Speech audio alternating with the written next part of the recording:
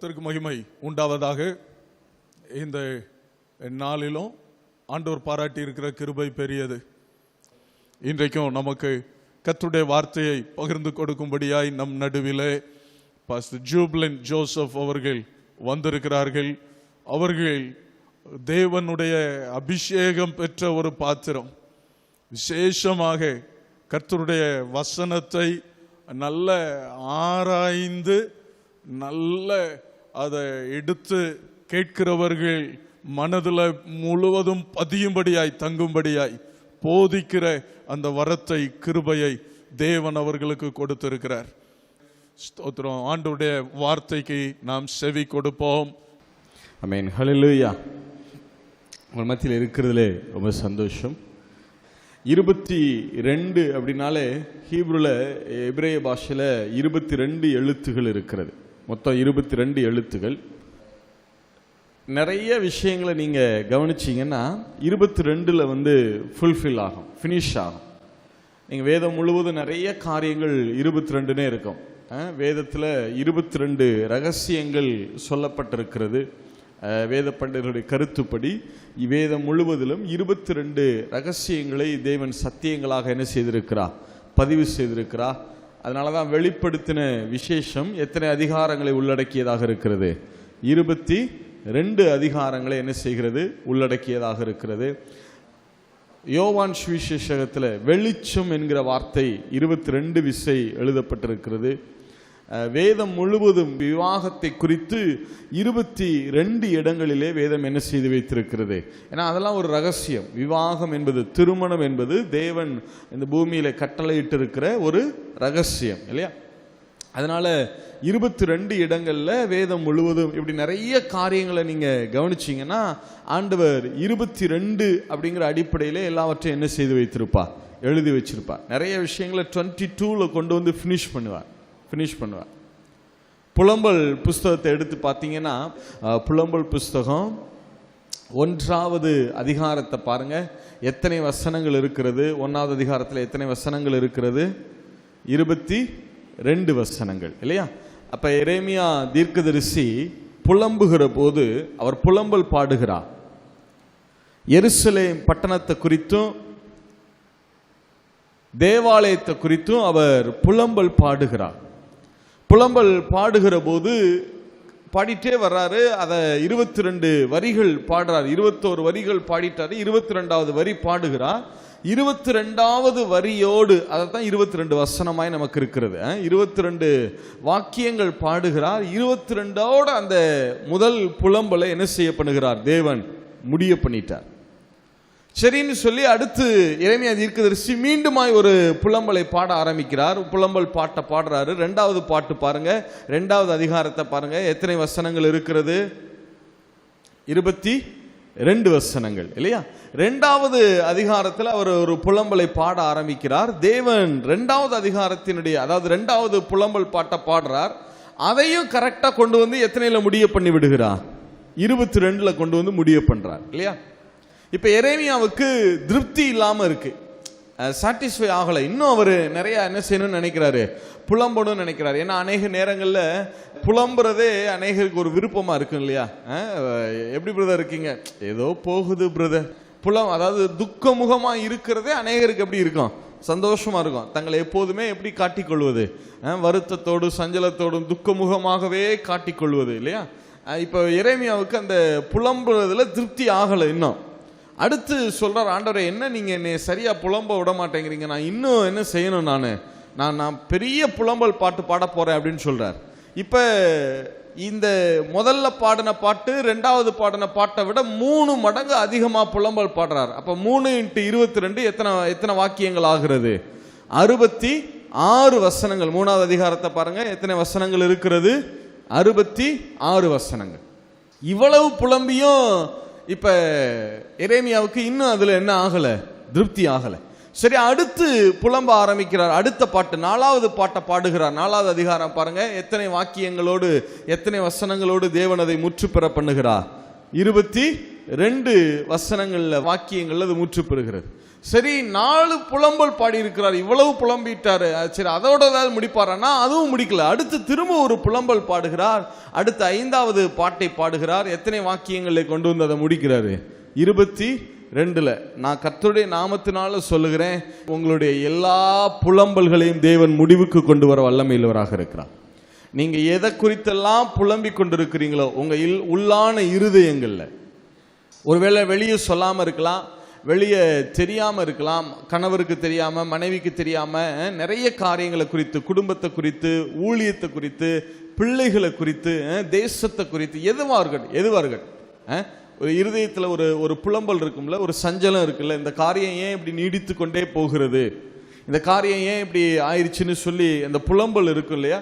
அந்த புலம்பல்கள் எல்லாவற்றுக்கும், அது எந்த பகுதியில் இருந்தாலும் சரி, உங்களுடைய சரீர சுகத்தை குறித்ததாக இருக்கலாம், உங்க ஆவிக்குரிய ஜீவியத்தை குறித்ததாக இருக்கலாம், எந்த பகுதியில் உங்க வாழ்க்கையில புலம்பல் இருந்தாலும் கர்த்தருடைய நாமத்துல சொல்றேன், 22க்கு மேல புலம்ப அவர் அனுமதிக்க போறதே கிடையாது. இந்த 2022வது வருஷத்துல நம்முடைய எல்லா புலம்பல்களையும் முடிவுக்கு கொண்டு வர தேவன் வல்லமையுள்ளவராக இருக்கிறார். எத்தனை பேர் ஆமேன்னு சொல்ல முடியும்? அப்ப நீங்க நிறைய காரியங்கள் பார்த்தீங்கன்னா, 55வது சங்கீதம் எடுத்துக்கொள்ளுங்க, பார்க்கலாம். சங்கீத புத்தகம் 55வது அதிகாரம்.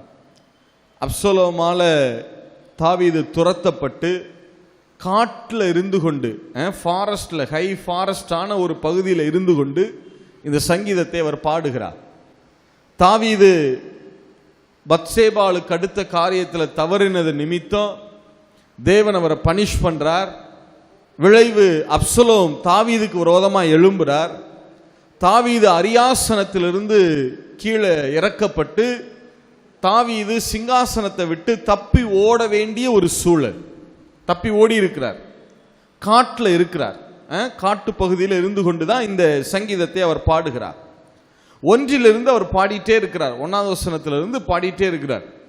21 வசனங்கள் வரைக்கும் அவர் பாடுகிறார். ஏராளமான புலம்பல்களை சொல்றார். ஆண்டவரே பாருங்க, என் சத்துருக்கள் எவ்வளவாய் பெருகி இருக்கிறாங்க, என் தலைமயிரில் அவங்க எப்படி இருக்கிறாங்க, அதிகமா இருக்கிறாங்க, என்னை இப்படிலாம் வஞ்சிக்கிறாங்க, எனக்கு விரோதமா என்னுடைய நண்பர்களை எழும்பிட்டாங்க அப்படின்னு சொல்லி எல்லார குறித்தும் புலம்பலை என்ன செஞ்சுட்டே இருக்கிறாரு. 21 வசனம் புலம்பிட்டே இருக்கார். 21வது வசனம் வரைக்கும் அவர் புலம்புகிற புலம்பல் பாட்டது. புலம்பிட்டே இருக்கார், இப்படிலாம் என் வாழ்க்கை இருக்கு, நான் சிங்காசனத்தை விட்டு என்ன செஞ்சிருக்கிறேன், நான் இறங்கி இப்படி நான் இருக்கிறேன் அப்படின்னு சொல்லி என்ன செய்யறாரு, புலம்பிக்கிட்டே இருக்கிறார். சரி, இப்ப 21 வாக்கியம் வரைக்கும் புலம்புனார், தன்னுடைய சஞ்சலத்தை சொல்லிட்டே இருக்கிறார். என்ன நடந்தது? 22வது வசனத்துல பாருங்க, வாசிங்க பார்க்கலாம். 22வது வசனம் வாசிங்க. கர்த்தர் மேல் உன் பாரத்தை வைத்து விடு. 21 வரைக்கும் புலம்பினார். 22வது வசனத்துல அவரை புலம்ப விடல பாருங்க. ஆண்டவர் புலம்ப விடல. 22ஓட அதை பினிஷ் பண்ணிடுவார். எந்த புலம்பலும் 22க்கு மேல என்ன செய்யாது, போகாது. இப்ப 22ல டக்குன்னு உடனே கர்த்தர் இடைப்படுகிறார். 21 வரைக்கும் புலம்ப அனுமதிச்சார். ஆனா 22ல இப்ப கர்த்தரே இடைபட ஆரம்பிக்கிறார். என்ன சொல்லுகிறார்? ஆண்டவர் தாவீது சொல்றாருங்க, பாரு, சும்மா என்ன செஞ்சுட்டே இருக்காத, புலம்பிகிட்டே இருக்காத, உன்னுடைய பிரச்சனைகள்லாம் எனக்கு என்ன செய்யாதுன்னு நினைக்காத, தெரியாதுன்னு நினைக்காத, உனக்கு இவ்வளவு பாரங்கள் இருக்கு, பிரச்சனைகள் இருக்கு, இவ்வளவு காரியங்கள், அழுத்தங்கள் இருக்கிறதெல்லாம் எனக்கு என்ன செய்யாது, தெரியாதுன்னு நினைக்காத. நீ என்ன செய்யணும்னா, கர்த்தர் மேல் உன் பாரத்தை என்ன செய்து விடு, வைத்து விடு.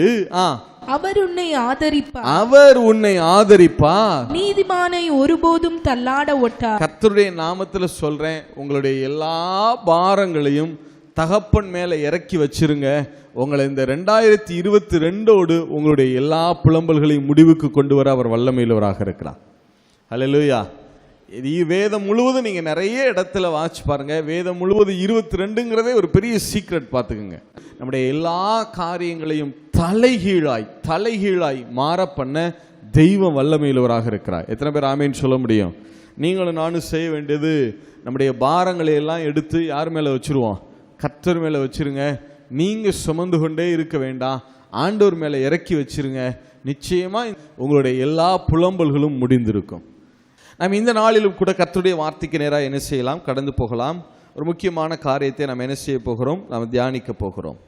ஆதியாகம புஸ்தகம் 1வது அதிகாரம் 1வது வசனத்திலிருந்து 5வது வசனம் வரைக்கும்.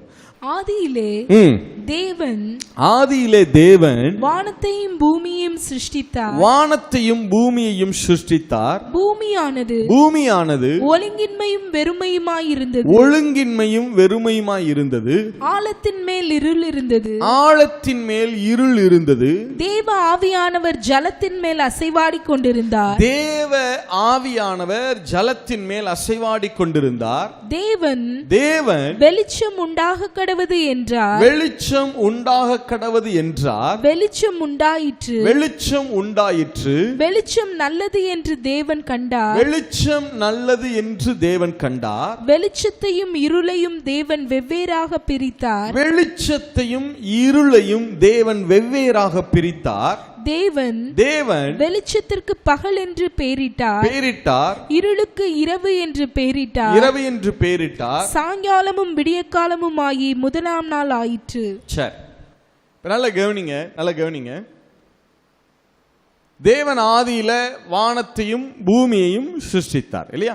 அங்க வானம் என்பது பரலோகத்தை குறிக்கிறது. வானம் என்பது எதை குறிக்கிறதாக இருக்கிறது? பரலோகத்தை குறிக்கிறதாக இருக்கிறது. வானம்னா நம்ம பார்க்குற இந்த ஆகாய விரிவு கிடையாது, இந்த ஸ்கை கிடையாது, சரியா? சூரிய சந்திர நட்சத்திரங்கள்லாம் அந்த இடத்துல தொங்க விட்டுருக்கப்பட்டிருங்க. இந்த வானத்தை சொல்லல அந்த வார்த்தை. இது வந்து 2ஆம் நாளிலே சிருஷ்டிக்கப்பட்ட சிருஷ்டிப்பு, சரியா? 2ஆம் நாளில் தான் இந்த ஆகாய விரிவு, ஆகாய மண்டலம் என்ன செய்யப்பட்டது? சிருஷ்டிக்கப்பட்டது. இங்க முதல் வசனத்துல வானத்தையும் பூமியையும், அந்த வானம் என்பது பரலோகத்தை குறிக்கிறது. வானம் என்பது எதை குறிக்கிறதாக இருக்கிறது? பரலோகத்தை. மற்றொரு மொழிபெயர்ப்புல நீங்க வாசிங்கன்னா விண்ணுலகையும் மண்ணுலகையும். சொல்லுங்க, எந்த உலகையுமா? விண்ணுலகையும் மண்ணுலகையும் தேவன் என்ன செய்தாரா? படைத்தார். சரி, இப்ப தேவன் ஆதியில பரலோகத்தையும் பூமியையும் சிருஷ்டிக்கிறார். பரலோகத்தை குறித்த சிருஷ்டிப்பு நமக்கு விரிவாக வேதத்தில் என்ன செய்யப்படல, எழுதி கொடுக்கப்படல. ஆனா அங்கங்கே எழுதப்பட்டிருக்கிறது. நிறைய இடங்களில் என்ன செய்யப்பட்டிருக்கிறது? தூதர்கள் சிருஷ்டிக்கப்பட்டது, காற்று சிருஷ்டிக்கப்பட்டது, எப்படி அதெல்லாம் என்ன செய்யப்பட்டிருக்கிறது? சொல்லப்பட்டிருக்கிறது. நிறைய இடங்கள்ல அதற்கான ஹிண்ட் என்ன செய்யப்பட்டிருக்கு? சொல்லப்பட்டிருக்கு. ஆனா விரிவாக நமக்கு வேதம் அதை என்ன செய்யல, பரலோகம் எப்படி சிருஷ்டிக்கப்பட்டது என்பதனுடைய அந்த விரிவாக அதை நமக்கு சொல்லல. வேதம் பூமியினுடைய சிருஷ்டிப்பை குறித்து தான் விரிவாக என்ன செய்கிறது? பேசுகிறது. இப்ப தேவன் பரலோகத்தையும் பூமியையும் சிருஷ்டிக்கிறார். பூமியானது ஒழுங்கின்மையும் வெறுமையுமாய் இருந்தது இல்லையா? அநேகருக்கு என்ன சந்தேகம்னா, பிரதர், ஆண்டவர் சிருஷ்டிக்கிறார், தேவன் சிருஷ்டிக்கும் போது அது எப்படி பிரதர் ஒழுங்கின்மையா, அது எப்படி வெறுமையாக இருக்கலாம்? நல்லா கவனிங்க, பரலோகம் சிருஷ்டிக்கப்படுகிறது, பூமியும் சிருஷ்டிக்கப்படுகிறது. ரெண்டுமே ஒழுங்கின்மை வெறுமையுமா இருந்துச்சுன்னு வேதம் சொல்லல. நல்லா கவனிங்க, பரலோகமும் சிருஷ்டிக்கப்படுகிறது, விண்ணுலகும் சிருஷ்டிக்கப்படுகிறது, அடுத்து எந்த உலகம் சிருஷ்டிக்கப்படுகிறது? மண்ணுலகமும் சிருஷ்டிக்கப்படுகிறது. அதுல விண்ணுலகம் ஒழுங்கின்மையும் வெறுமையுமா இருந்துச்சுன்னு சொல்லல. பூமியானது மண்ணுலகம் மட்டும்தான் எப்படி இருந்துச்சுன்னு வேதம் சொல்லுகிறது? ஒழுங்கின்மையும் வெறுமையுமா இருந்துச்சு. இப்ப பரலோகத்திலையும் ஒழுங்கின்மையும் வெறுமையும் இருந்துச்சுன்னா சிருஷ்டிப்பிலேயே கோளாறுன்னு சொல்லியிருக்கலாம் இல்லையா? அது கிரியேஷன் ஃபால்ட்னு சொல்லியிருக்கலாம். இங்க நடந்தது கிரியேஷன் ஃபால்ட் அல்ல, தேவன் பர்பஸாகவே பூமியை ஒழுங்கின்மையும் வெறுமையுமாய் விட்டு வைத்தார். பர்பஸா அதை செய்தார்.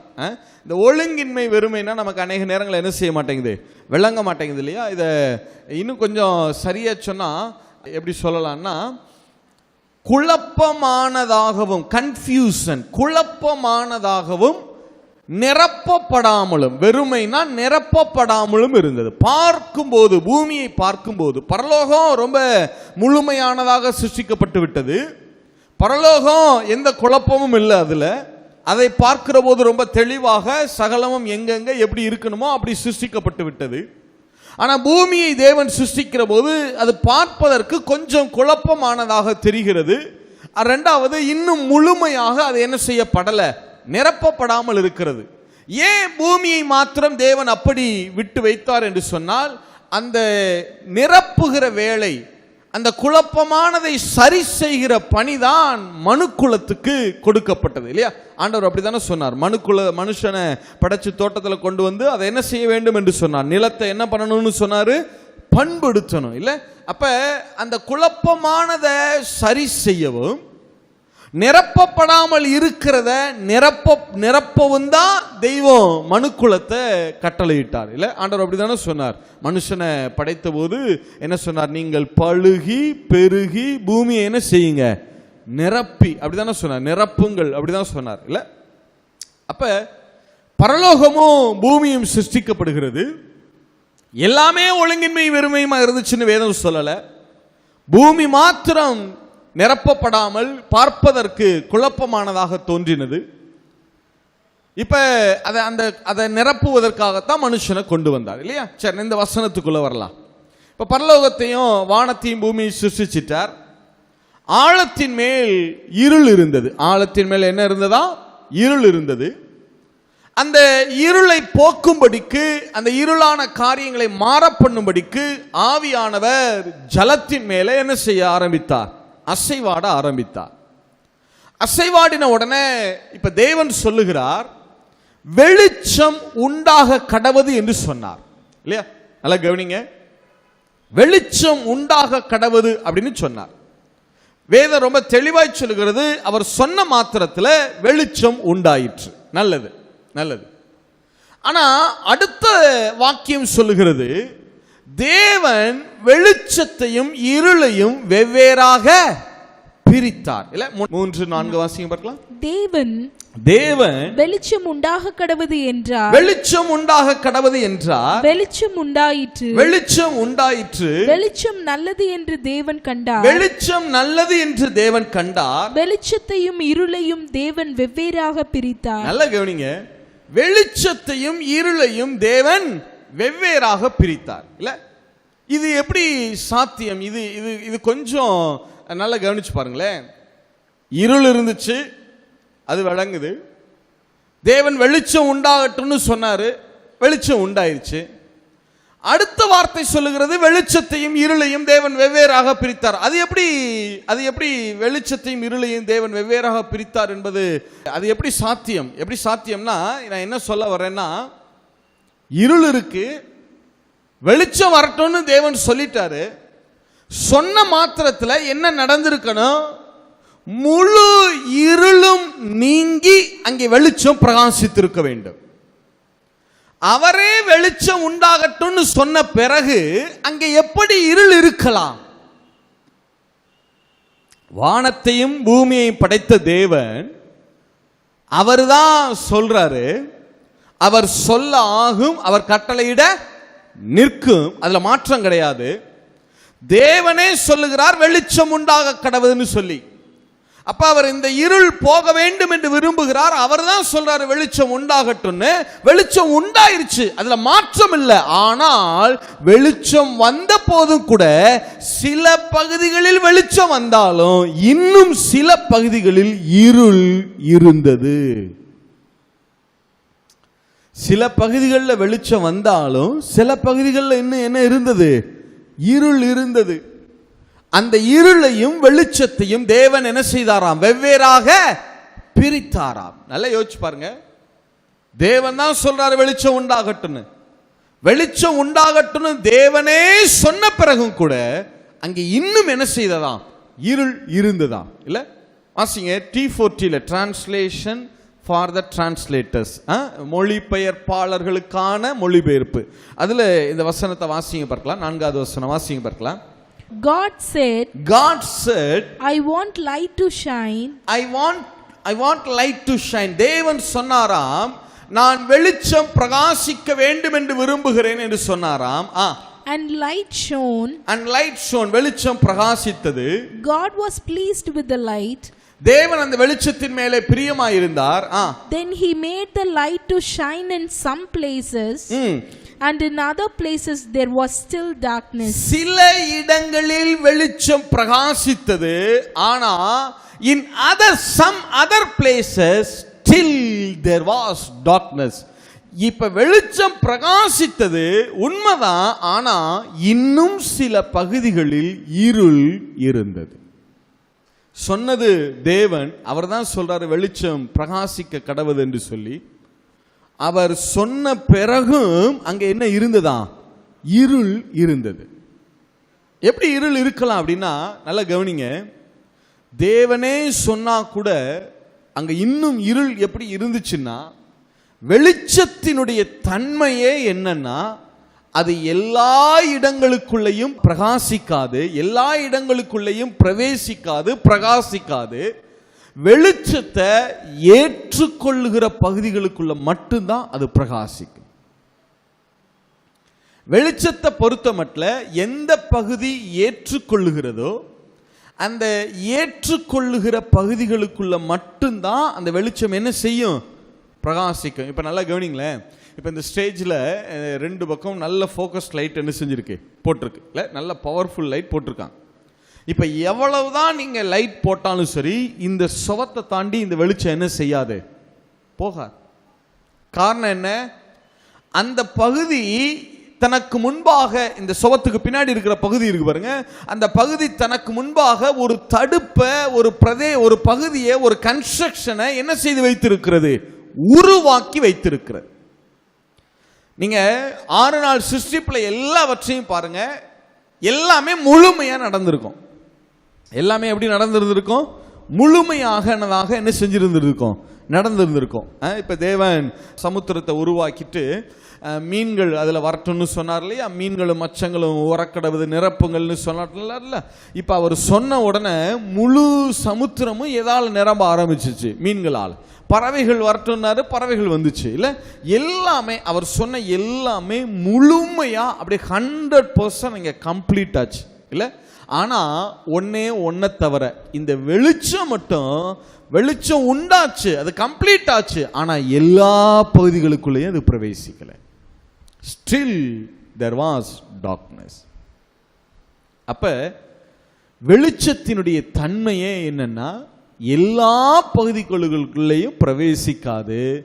ஏற்றுக்கொண்டால் மாத்திரம்தான், தடுப்புகளை வைக்காம, சில தடைகளை ஏற்படுத்தாம, சில கன்ஸ்ட்ரக்ஷனை உருவாக்காம, ஏற்றுக்கொண்டால் மாத்திரம்தான் அதுக்குள்ள பிரவேசி. ஃபார் எக்ஸாம்பிள் சொல்றேனே, ஆண்டவராய் இயேசு சொன்னார் இல்ல, யோவான் சுவிசேஷம் 9வது அதிகாரம் 5வது வசனம், நான் உலகத்தில் இருக்கையில், ஆண்டவர் ரொம்ப தெளிவா சொல்றாரு பாருங்க, நான் உலகத்தில் இருக்கையில் உலகத்திற்கு ஒளியாய் இருக்கிறேன். உலகத்திற்கு என்னவாக இருக்கிறேன்?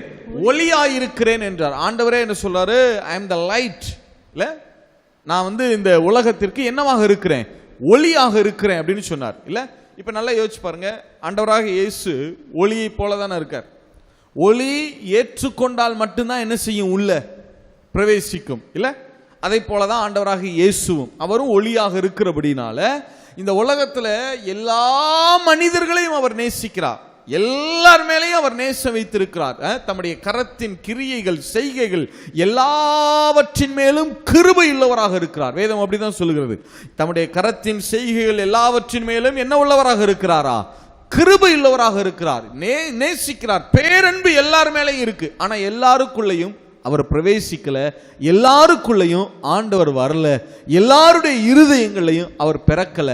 ஏன்னா ஏற்றுக்கொள்ளுகிற இருதயங்கள்ல மட்டும்தான் அவர் பிரவேசித்திருக்கிறார். ஏன்னா இயேசு ஒளியாக இருக்கிறபடினால எல்லா இடங்களுக்குள்ளேயும் அது போகாது. ஏற்றுக்கொள்ளுகிற இடங்களுக்குள்ள மட்டும்தான் அவர் போவார். இல்ல, இது வெளிச்சத்தினுடைய தன்மை. வெளிச்சத்தினுடைய தன்மை எல்லா இடங்களுக்குள்ளேயும் இது பிரவேசித்து விடாது. ஆண்டவராக இயேசு ஒளியாக இருக்கிறார். அவர் எல்லாருடைய இருதயங்களுக்குள்ளேயும் வலுக்கட்டாயமாய் நுழைகிறது இல்லை. ஏற்றுக்கொள்ளாத பட்சத்தில், ஏற்றுக்கொள்ளாத மனங்களில், ஏற்றுக்கொள்ளாத இருதயங்களில் அவர் பிரகாசிக்கிறது இல்லை. ஆனா அவர் வந்ததே எல்லா மனிதர்களையும் பிரகாசிப்பதற்காகத்தான். யோவான் 1வது அதிகாரம் அப்படித்தானே சொல்லுகிறது. உலகத்திலே வந்து எந்த மனுஷனையும் பிரகாசிக்கிற அந்த ஒளியே மெய்யான ஒளி. அவர் வந்ததே எல்லா மனிதர்களுடைய இருதயங்களையும் இருளை போக்கி அங்கே என்ன செய்ய வேண்டும்? பிரகாசிக்க வேண்டும் என்று சொல்லிதான் இயேசு இந்த பூமிக்கு இறங்கி வந்தார். ஆனால் அவர் வலுக்கட்டாயமாய் எந்த மனங்களிலும், எந்த இருதயங்களிலும், எந்த மனுஷனுக்குள்ளேயும் அவர் வலுக்கட்டாயமாய் பிரவேசிக்கிறது கிடையாது. தன்னுடைய ஒளியை பிரகாசிக்க பண்ணுவது கிடையாது. காரணம் என்னன்னா, ஒளியின் தன்மையே எந்த தடையும் இல்லாம, எந்த தடுப்பும் இல்லாம, கன்ஸ்ட்ரக்ஷன் எதையாவது, இப்போ நான் இருக்கிறேன் அப்படின்னா என் மேல இந்த லைட் அடிக்குது, ஆனா ஏதாவது ஒரு போர்டையோ ஏதோ ஒரு திரைச்சிலையை விரிக்கிறேன், எதையோ ஒன்று நான் விரிச்சிட்டேன்னு சொன்னா அந்த லைட் என்ன செய்யாது, என் பக்கம் வரா இல்ல.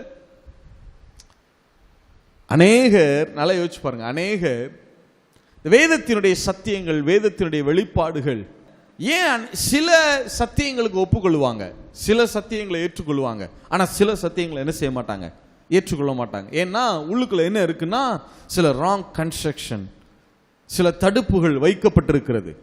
சில காரியங்களை அவர்களா கிடையாது, அது இல்லை, இது இல்லை, அப்படி இப்படி அது சொல்றதுனால அந்த வெளிச்சம் அவங்களுக்குள்ள என்ன செய்யாது, கண்டிப்பா முழு மனதோடு ஏற்றுக்கொள்ளலைனா எந்த சத்தியமும், எந்த வெளிச்சமும் இல்ல, வேதமே விளக்கு இல்ல, வேதம் கர்த்தருடைய வேதம் நமக்கு என்னவாக இருக்கிறது, நம்முடைய பாதைக்கு என்னவாக இருக்கிறதா, தீபமாக வெளிச்சமாக இருக்கிறது. ஆனா இந்த சத்தியங்கள் எல்லாமே எல்லாமே ஏற்றுக்கொண்டால்தான் நமக்குள்ளே பலன் செய்யும், நமக்குள்ளே பலன் செய்யும் இல்ல. யோசிச்சு பாருங்களேன், நம்ம நிறைய நேரங்களில் பல சத்தியங்களை ஏற்றுக்கொள்ளாமல் இருப்போம். சில சத்தியங்களை ஏற்றுக்கொள்வோம், இந்த தசமபாக சத்தியம் ஏற்றுக்கொள்ள மாட்டோம். சிலர், எல்லாரையும் சொல்லல, சிலர் இல்ல, சில ஒவ்வொரு காரியத்தை யாராவது ஏதாவது ஒரு பகுதியில், ஏன் அநேகருடைய வாழ்க்கையில் இருள் இருக்கு அப்படின்னா, பிரச்சனை எங்க இருக்கு, ஏன் பிரதர் வாழ்க்கையில சில அநேக காரியங்கள் நல்லா இருக்கு பிரதர், ஆனா இந்த ஒரு பகுதியில் மட்டும் அந்த அவருடைய வாழ்க்கையில டார்க்னஸ் இருக்கு, ஏன் அப்படின்னா அதற்குண்டான அந்த சத்தியத்தை அவர் இன்னும் முழு மனதோடு என்ன செய்யலைன்னு அர்த்தம், ஏற்றுக்கொள்ளலைன்னு அர்த்தம். அவர் அங்க உள்ள இருதயத்தில் ஒரு ராங் கன்ஸ்ட்ரக்ஷன் வச்சிருக்கிறார். அதெல்லாம் கிடையாது, புதிய ஏற்பாட்டில் தசமபாகம்லாம் கிடையாது, அது வாக்கும் இது வாக்கும், அப்படி ஆக்கும் இப்படி ஆக்கும், அந்த சத்தியம் இல்லை, அந்த சத்தியம் இல்லை, அது கிடையாது, இது கிடையாது, இப்போ ஒரு ராங் கன்ஸ்ட்ரக்ஷன் உள்ள வச்சிருக்காங்க. ஆண்டவருடைய சமூகத்தில் எப்போதுமே நல்லா கவனிச்சுக்குங்க, எப்போதுமே தேவ சமூகத்தில் போய் நான் எஸ்ன்னு சொல்ல மாட்டேன், நோவும் சொல்ல மாட்டேன், சொல்லும் அடியேன் கேட்கிறேன், அவ்வளோதான். சொல்லும் அடியேன் கேட்கிறேன். நான் இந்த ஆண்டவரே இதுக்கு நான் இதைத்தான் செய்வேன் அப்படின்னு சொல்ல மாட்டேன், இதை என்ன செய்ய மாட்டேன், செய்யவே மாட்டேன், எந்த அரணையும் எனக்குள்ள நான் ஏற்படுத்தி கொள்ள போவது கிடையாது. ஆண்டவருடைய சமூகத்தில் எப்போதுமே நம்ம அப்படி வந்து நின்னாதான் தெய்வம் பேசுவார் இல்ல.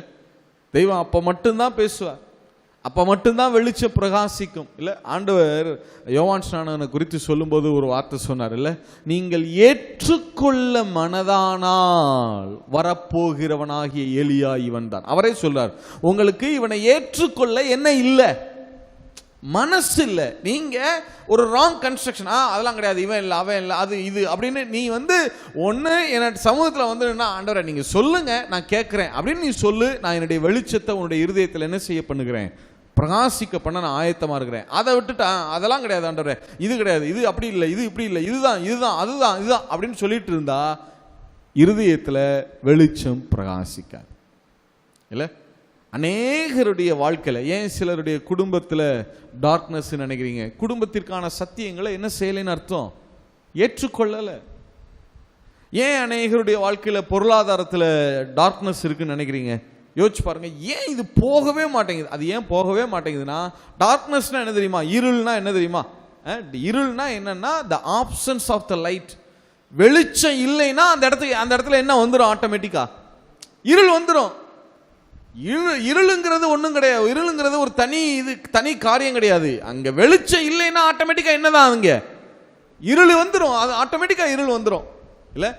ஆப்சன்ஸ் ஆஃப் த லைட் தான் டார்க்னஸ். அந்த வெளிச்சம் இல்லை அப்படின்னா, பொருளாதாரத்தை குறித்த சத்தியங்களுக்கு ஒப்பு கொடுக்கல, அதை கேட்கறதுக்கு விருப்பம் இல்லை, அதெல்லாம் கிடையாதுங்க, இதெல்லாம் கிடையாதுங்க, வசனம் அப்படி சொல்லுங்க, இப்படி சொல்லுங்க, அதுங்க இதுங்க அப்படின்னு நீங்க பேசிட்டே இருந்தா காலமெல்லாம் என்ன செஞ்சுட்டே இருக்கலாம், பேசிட்டே இருக்கலாம். குடும்பத்தில் அதெல்லாம் கிடையாதுங்க, இப்படித்தாங்க, அது அப்படித்தாங்க, இப்படித்தாங்க அப்படின்னு சொல்லிட்டே இருந்தால் காலமெல்லாம் என்ன செஞ்சுட்டே இருக்கலாம். அந்த darkness, still there was darkness. அந்த பகுதியில் இன்னும் இருள் இருந்தது, அந்த பகுதியில் இன்னும் இருள் இருந்தது. சரி, அப்போ முதல்ல நல்லா நினைவில் வைத்துக் கொள்ளுங்க, வெளிச்சத்தினுடைய தன்மையே ஆண்டவராகிய இயேசுவினுடைய தன்மையே அவருடைய சத்தியத்தினுடைய தன்மையே. சரியா? வெளிச்சத்தினுடைய தன்மை. ஆண்டவராக இயேசு சொன்னார், நானே உலகத்திற்கு ஒளியாக இருக்கிறேன். ஸோ ஆண்டவராக இயேசுவினுடைய தன்மை என்னன்னா, அவருடைய சத்தியங்களின் தன்மை என்னன்னா, ஏற்றுக்கொண்டால் மட்டும்தான் அது இருதயங்களில் பிரகாசி. அங்கே போய் நம்ம போகும்போது, தேவ சமூகத்தில் போகும்போது திறந்த இருதயத்தோட போயிடணும். எப்படி இருதயத்தோட போயிடணும்? லீதியாளின் இருதயத்தை கர்த்தர் என்ன செய்தாராம்? திறந்தார். அப்போ இத்தனை நாள் சில சத்தியங்களுக்கு அந்த இருதயம் என்ன பண்ணி இருந்திருக்குன்னு அர்த்தம்?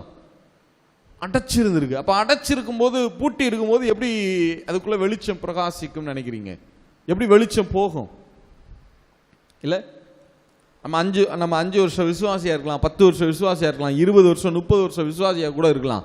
ஆனால் இன்னும் சில பகுதிகளில் உங்கள் வாழ்க்கையில் இருள் இருக்குது, தெளிவான ஒரு பாதையில் என்னால் நடக்க முடியல பிரதர், இன்னும் என்னுடைய வாழ்க்கை இன்னும் கன்ஃபியூஷனாக குழப்பமானதாகவே இருக்கிறது அப்படின்னா, நீங்கள் கொஞ்சம் அமர்ந்து உட்கார்ந்து யோசிங்க, எந்த பகுதியில் எந்த சத்தியத்தை நான் ஏற்றுக்கொள்ளாமல் இருக்கிறேன்?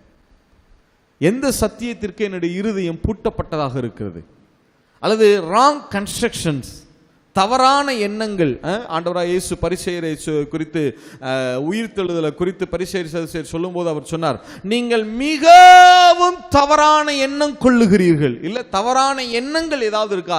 சில சத்தியங்கள் இது கிடையாது பிரதர், அது கிடையாது பிரதர், அது அப்படித்தான் பிரதர், இது இப்படித்தான் பிரதர், இந்த வசனத்துக்கு இப்படித்தான் பிரதர், அந்த வசனம் இப்படித்தான் பிரதர். நம்ம இந்த வசனம் அப்படித்தான் இப்படித்தான் எப்படித்தான்னு சொல்ல வேணாம். கர்த்தர் சமூகத்தில் போய், எனக்கு எதுவும் தெரியாது ஆண்டவரே, நீங்க சொல்லுங்க, சொல்லும் கர்த்தாவே அடியேன் என்ன செய்கிறேன்? கேட்கிறேன்.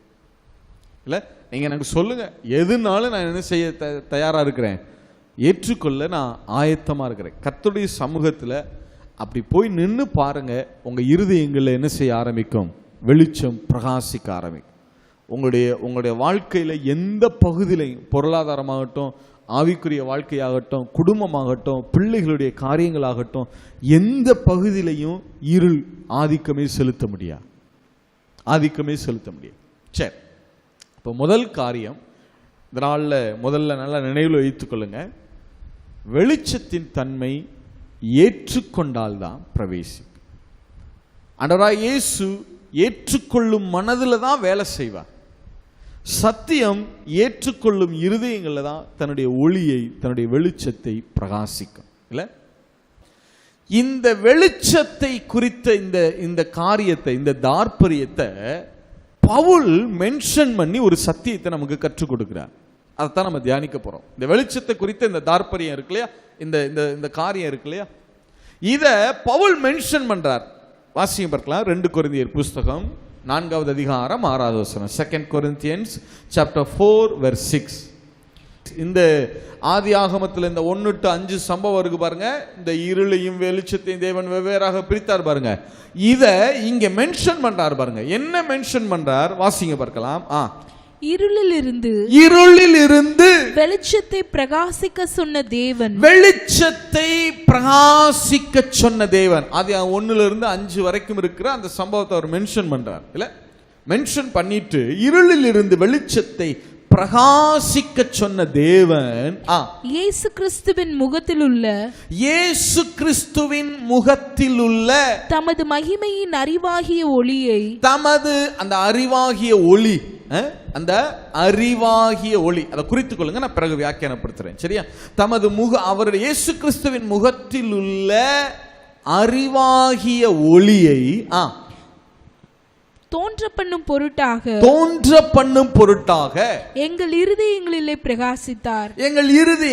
பிரகாசித்தார். இப்ப நல்லா கவனிங்க, அந்த அறிவாகிய ஒளி அப்படின்னு சொல்றாருல, ஆதியாகமத்தை மென்ஷன் பண்ணிட்டு இங்க பாருங்கப்பா, இருளிலிருந்து ஒளி வெளிச்சத்தை பிரகாசிக்க பண்ண சொன்ன தேவன் அவருடைய முகத்தில் இருக்கிற அந்த அறிவாகிய ஒளியை நம்ம மேல பிரகாசிக்க பண்ணினார் அப்படின்னு சொல்றாருல. எந்த ஒளியை குறித்து அவர் இப்படி பேசுகிறார்? அவர் எதை இப்படி மென்ஷன் பண்றார்? அவர் அறிவாகிய ஒளின்னு சொல்றாரு, அது எதை குறித்து இப்படி பேசுறார்? ஒரு 2 வசனம் முன்னாடி வாசிங்க பார்க்கலாம். 2 கொரிந்தியர் 4:6 வாசிச்சோம் இல்ல, 4:4 வாசிங்க. எந்த ஒளியை குறித்து எதை அவர் ஒளின்னு சொல்றார், எதை அவர் வெளிச்சம்னு சொல்றார், எந்த ஒளியை குறித்து பவுல் இப்படி மென்ஷன் பண்றார்? வாசிங்க பார்க்கலாம். தேவனுடைய சாயலாய் இருக்கிற கிறிஸ்துவின் மகிமையான சுவிசேஷத்தின் ஒளி. அந்த வார்த்தை கவனிங்க, மகிமையான சுவிசேஷத்தின் ஒளி. அவிசுவாசிகளாகிய அவர்களுக்கு பிரகாசமாய் இராதபடிக்கு இப்பிரபஞ்சத்தின் தேவனானவன் அவர்களுடைய மனதை குருடாக்கினார். இப்ப நல்லா கவனிங்க, அந்த சுவிசேஷத்தின் ஒளி, அதான் தியானிக்க போறோம். சரியா? சுவிசேஷத்தின் ஒளி. பவுல் சொல்றாரு, இங்க பாருங்கப்பா, ஆதியாகமத்துல தேவன் இருள்ல இருந்து வெளிச்சத்தை பிரகாசிக்கணும்னு சொன்னார்ல. ஆமா, அதே போலதான் அந்த வெளிச்சம் எல்லா இடத்திலையும் பிரகாசித்தது. ஆனா எல்லா இடங்களும் அதை ஏற்றுக்கொள்ளாத இடங்கள்ல இன்னும் இருள் இருந்துச்சு இல்ல? ஆமா, அதை போலத்தான் சுவிசேஷத்தின் ஒளியும் சுவிசேஷத்தின் வெளிச்சமும் அதை போலத்தான் ஏற்றுக்கொண்டால் மட்டும்தான் அது இருதயங்கள்ல பிரகாசிக்கும். ஏற்றுக்கொள்ளாத பட்சத்துல அது இருதயங்கள்ல என்ன செய்யாது? பிரகாசிக்காது. சுவிசேஷம் என்பது, சுவிசேஷ சத்தியம் என்பது, வேதம் சொல்லுகிற எல்லா சத்தியங்களும் ஏற்றுக்கொண்டால் மட்டும்தான் இருதயத்தில் என்ன செய்யும்? பிரகாசிக்கும். இல்ல அதுவாக்கும் இதுவாக்கும் அப்படியாக்கும் இப்படியாக்கும் காரணம் சொன்னோம்னா அது இருதயங்கள்ல கண்டிப்பா என்ன செய்யாது? பிரகாசிக்காது. சரி, இப்ப பவுல் அதை சொல்றாரு, சுவிசேஷத்தின் ஒளி அப்படின்னு சொல்றாரு இல்லையா? அந்த சுவிசேஷத்தின் ஒளி அப்படின்னா என்னன்னு என்ன செய்ய போகிறோம்? தியானிக்க போறோம். சரி, கவனிங்க. சுவிசேஷத்தின் ஒளி எப்படி பிரதர் நம்ம இருதயங்கள்ல பிரகாசிக்குது? அது நம்முடைய எல்லைகள்ல பிரகாசிக்க நமக்கு எப்படிப்பட்ட ஆசீர்வாதங்கள் வருகிறது? அல்லது அந்த சுவிசேஷத்தின் ஒளி பிரகாசிக்காம என்னுடைய இருதயம் அப்படி ஏதாவது இருளாக இருக்க வாய்ப்பு இருக்கா பிரதர்? அப்படி இல்லாம இருக்கிறதுக்கு, சுவிசேஷத்தின் ஒளி பிரகாசிக்கிறதுக்கு நான் என்ன செய்யறது பிரதர்? அதைத்தான் என்ன செய்ய போகிறோம்? நம்ம தியானிக்க போறோம். சரி, இப்ப நல்ல கவனிங்க. முதல்ல சுவிசேஷம்னா என்ன? சுவிசேஷம் இல்ல, அந்த வார்த்தை தமிழ் வார்த்தை, நல்ல வார்த்தை. சு அப்படின்னா நல்லன்னு அர்த்தம். தூய தமிழ்ல சுனா என்னது? சுபம், சுகமான, சுபமான, அது நல்ல அப்படின்னு அர்த்தம். சு அப்படின்னா தமிழ்ல நல்ல. சு பிளஸ் விசேஷம். விசேஷம் அல்லது விசேடம்னா செய்தின்னு அர்த்தம். விசேடம்னா விசேஷம்னா என்ன விசேஷம் அப்படின்னு கேட்பாங்க இல்லையா? அப்படின்னா என்னது? என்ன செய்தி அப்படின்னு அர்த்தம். விசேஷம்னா தூய தமிழ்ல செய்தி அப்படின்னு அர்த்தம். சு பிளஸ் விசேஷம், நல்ல பிளஸ் விசேஷம், நல்ல பிளஸ் செய்தி. சுவிசேஷம் இருக்கு இல்லையா? சு பிளஸ் விசேஷம் தூய தமிழ்ல சொன்னா நல்ல பிளஸ் செய்தி. அதைத்தான் நம்ம என்ன செய்தின்னு சொல்றோம்? நற்செய்தி. சொல்லுங்க, என்ன செய்தி? நற்செய்தி அப்படின்னு சொல்றோம் இல்லையா? இந்த நற்செய்தினா என்ன பிரதர்? சுவிசேஷம்னா என்ன பிரதர்? அதை தெரிஞ்சாதான் அந்த சுவிசேஷத்தின் ஒளி எப்படி நம்ம இருதயங்களை என்ன செய்கிறது? பிரகாசிக்கிறதுன்னு தெரியும் இல்ல? வாசிங்க பார்க்கலாம். ஏசாயா புத்தகம் 52வது அதிகாரம் 7வது வசனம். சமாதானத்தை கூறி நற்காரியங்களை சுவிசேஷமாய் அறிவித்து. போதும், அல்ல கவனிங்க. சமாதானத்தை கூறுவதும் நற்காரியங்களை, யாரை பற்றின? தேவனை பற்றிய நற்காரியங்களை அறிவிப்பது. இயேசுவை பற்றிய நற்காரியங்களை அறிவிப்பதற்கு பெயர் தான் சுவிசேஷம், நற்செய்தி. நல்லா கவனிங்க. சாபத்தை கூறுவதல்ல சுவிசேஷம். இன்னைக்கு நீங்க செத்தா நீங்க நரகத்துக்கு போவீங்கன்னு சொல்றதல்ல சுவிசேஷம். சுவிசேஷம் என்பது 4 வார்த்தை. என்ன வார்த்தை பேசுறது? நல்ல வார்த்தை சொல்லுவது தான் என்னது? சுவிசேஷம். ஜனங்கள்கிட்ட போய் நீங்க சுவிசேஷத்தை, நற்செய்தியை அறிவிக்கிற போது, பிரதர் நீங்க இன்னைக்கு மரிச்சா நீங்க நரகத்துக்கு போவீங்களான்னு கேட்கப்படாது. அது சுவிசேஷம் கிடையாது. அது சரியான சுவிசேஷம் அல்ல. சரியா? நம்ம வேணா அப்படியே கேட்டு என்ன செஞ்சிட்டோம்? பழகிட்டமே ஒழிய சுவிசேஷம் என்பது சமாதானத்தை கூறுவது தான். நீங்கள் நல்லா இருப்பீங்க பிரதர், உங்கள் பிள்ளைங்க நல்லா இருப்பாங்க, உங்கள் தொழில் நல்லா ஆயிரும், பயப்படாதீங்க, நல் சமாதானத்தை கூறணும். எப்படி பிரதர் இதெல்லாம் சரியாகும்? அடுத்து கேள்வி கேட்பாங்கல்ல, எப்படி பிரதர் இதெல்லாம் சரியாகும்னு சொல்றீங்க? அடுத்து தேவனை பற்றி நற்காரியங்களை சொல்லுங்க. ஏன்னா இதெல்லாம் சரியாயிரும் பிரதர், உங்க குடும்பம் நல்லா இரும் பிரதர், பிள்ளைங்க சரியாயிருவாங்க பிரதர், வியாதி சுகமாயிரும் பிரதர். ஏன்னா தேவன் உங்களை ரொம்ப நேசிக்கிறார். அவரை பற்றிய நற்காரியங்களை சொல்லுங்க. தேவன் உங்களை ரொம்ப நேசிக்கிறார் பிரதர். இயேசு உங்களுக்காக சிலுவையில் என்ன பண்ணியிருக்கிறாரு? மரிச்சிருக்கிறார் பிரதர். அவர் உங்களுக்காக ரத்தம் சிந்தி இருக்கிறார். அதனால உங்க வாழ்க்கை என்ன செய்யும்? நல்லா ஆயிரும். இயேசுவை பற்றி, தேவனை பற்றி நற்காரியங்களை அறிவிப்பது, இதுதான் நற்செய்தி. நற்செய்தி, இந்த நற்செய்தி அதனுடைய முக்கியத்துவம் இருக்கு பாருங்க. அதனுடைய முக்கியத்துவம் ரொம்ப ரொம்ப மேன்மையானது, ரொம்பவும் அவசியமானது, ரொம்பவும் அவசியமானது. ஏன்னா சாத்தானுடைய தந்திரங்கள்ல இது பிரதானமான ஒரு தந்திரம்.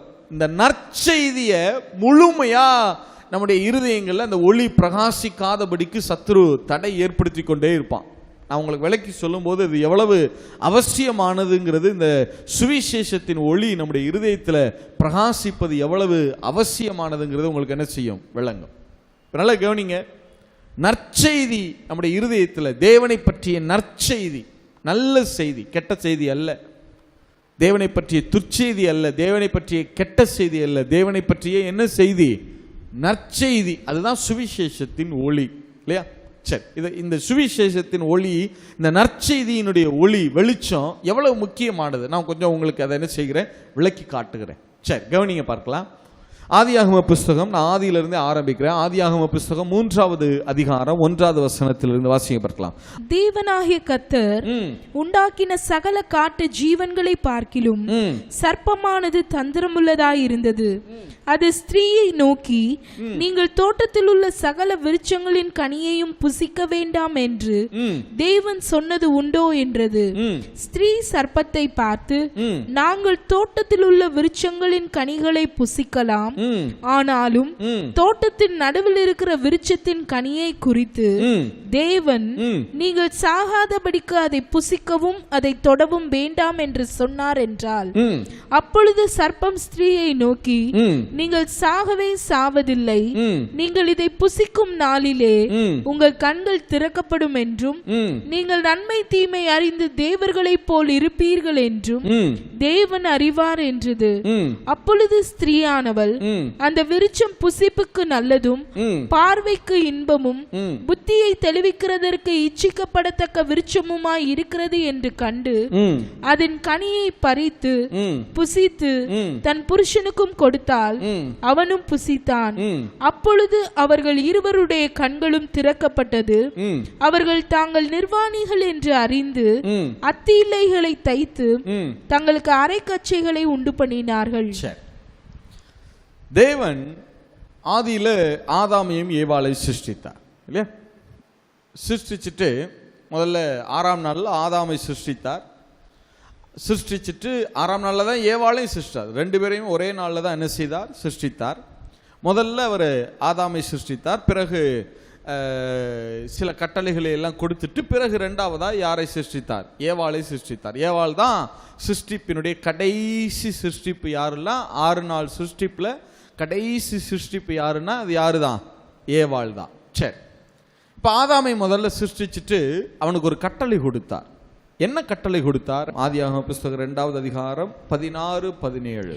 தேவனாகிய கர்த்தர் மனுஷனை நோக்கி நீ தோட்டத்தில் உள்ள சகல விருட்சத்தின் கனியையும் புசிக்கவே புசிக்கலாம், ஆனாலும் நன்மை தீமை அறியத்தக்க விருட்சத்தின் கனியை புசிக்க வேண்டாம், அதை நீ புசிக்கும் நாளில் சாகவே சாவா என்று கட்டளையிட்டார். சரி, இப்ப நல்ல கவனிங்க. இந்த பழத்தை புசிச்சிராத ஆதாம்கிட்ட சொல்றார். 6ஆம் நாள்ல முதல்ல ஆதாமை சிருஷ்டிச்சிட்டார். இன்னும் ஏவாள் வரல, முதல்ல ஆதாமுக்கு இந்த கட்டளை கொடுக்கப்படுகிறது. ஆதாம்கிட்ட சொல்றார், ஆதாம் நீ இந்த பழத்தை மட்டும் என்ன செஞ்சிராத, புசிச்சிராத. ஏன்னா புசிக்கும் நாளில் நீ என்ன ஆயிருவ? சாகவே சாவாய் அப்படின்னு சொல்றார், இல்லையா?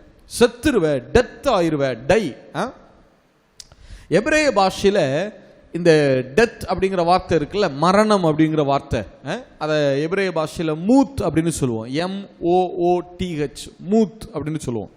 இஸ்லாமியர்கள் பார்த்துருக்கீங்களா, மவுத் ஆயிட்டாங்க, இறந்தவங்கள என்னன்னு சொல்லுவாங்க, அவங்க மவுத் ஆயிட்டாங்க அப்படிம்பாங்க இல்லையா. அந்த மவுத்துங்கிற அரபி வார்த்தை வந்து இந்த ஹீப்ரு வேர்ட்ல இருந்து தான் வந்தது. மூத், MOOTH, அதுதான் கொஞ்சம் மருவி மவுத்துன்னு சொல்றாங்க. சரியா? மூத் அப்படின்னா மரணம், சாகுறது. அப்படின்னா என்ன பிரதர், ஒரு கேள்வி வருதுல்ல, மரணம்னா என்ன பிரதர் அப்படின்னா, வேதம் முழுவதும் இந்த மரணம் என்கிற வார்த்தை, இந்த மூத் என்கிற வார்த்தை என்ன பொருள்ல கையாளப்படுகிறது அப்படின்னா, செப்பரேஷன், பிரிந்து போகுதல், செப்பரேட் ஆகிறது, அந்த அர்த்தத்தில் தான் அது கையாளப்படுகிறது. மரணம் அடைகிறது அப்படின்னா என்ன அர்த்தம்னா, செப்பரேட் ஆகிறது, பிரிஞ்சு போகிறது அப்படின்னு அர்த்தம். உங்களுக்கு புரிய முடியாது சொல்றேனே. இப்ப 2 விதமான மரணம் இருக்கு இல்ல. ஒன்னு சரீர பிரகாரமான மரணம், இன்னொன்னு ஆவிக்குரிய மரணம்.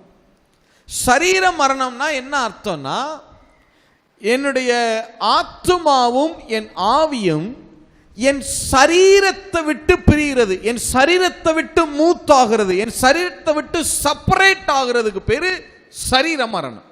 என் ஆத்துமாவும் என்னுடைய ஆவியும் எதை விட்டு பிரியுதுன்னு அர்த்தம், சரீரத்தை விட்டு பிரிகிறது, செப்பரேட் ஆகிறதுக்கு பேரு சரீர மரணம். அதே ஆத்துமாவும் அதே ஆவியும் தேவனை விட்டு பிரிஞ்சா அது ஆவிக்குரிய மரணம். என்ன மரணம் அது?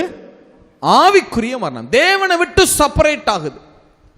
இப்ப ஆண்டவர் என்ன சொன்னார்னா, ஆதாம்கிட்ட, இங்க பாருப்பா, இந்த பழத்தை நீ புசிச்சின்னா என்ன நடக்கும்னா, என்னைய விட்டு நீ பிரிஞ்சு போயிருவ, என்னை விட்டு நீ விலகி போயிருவ.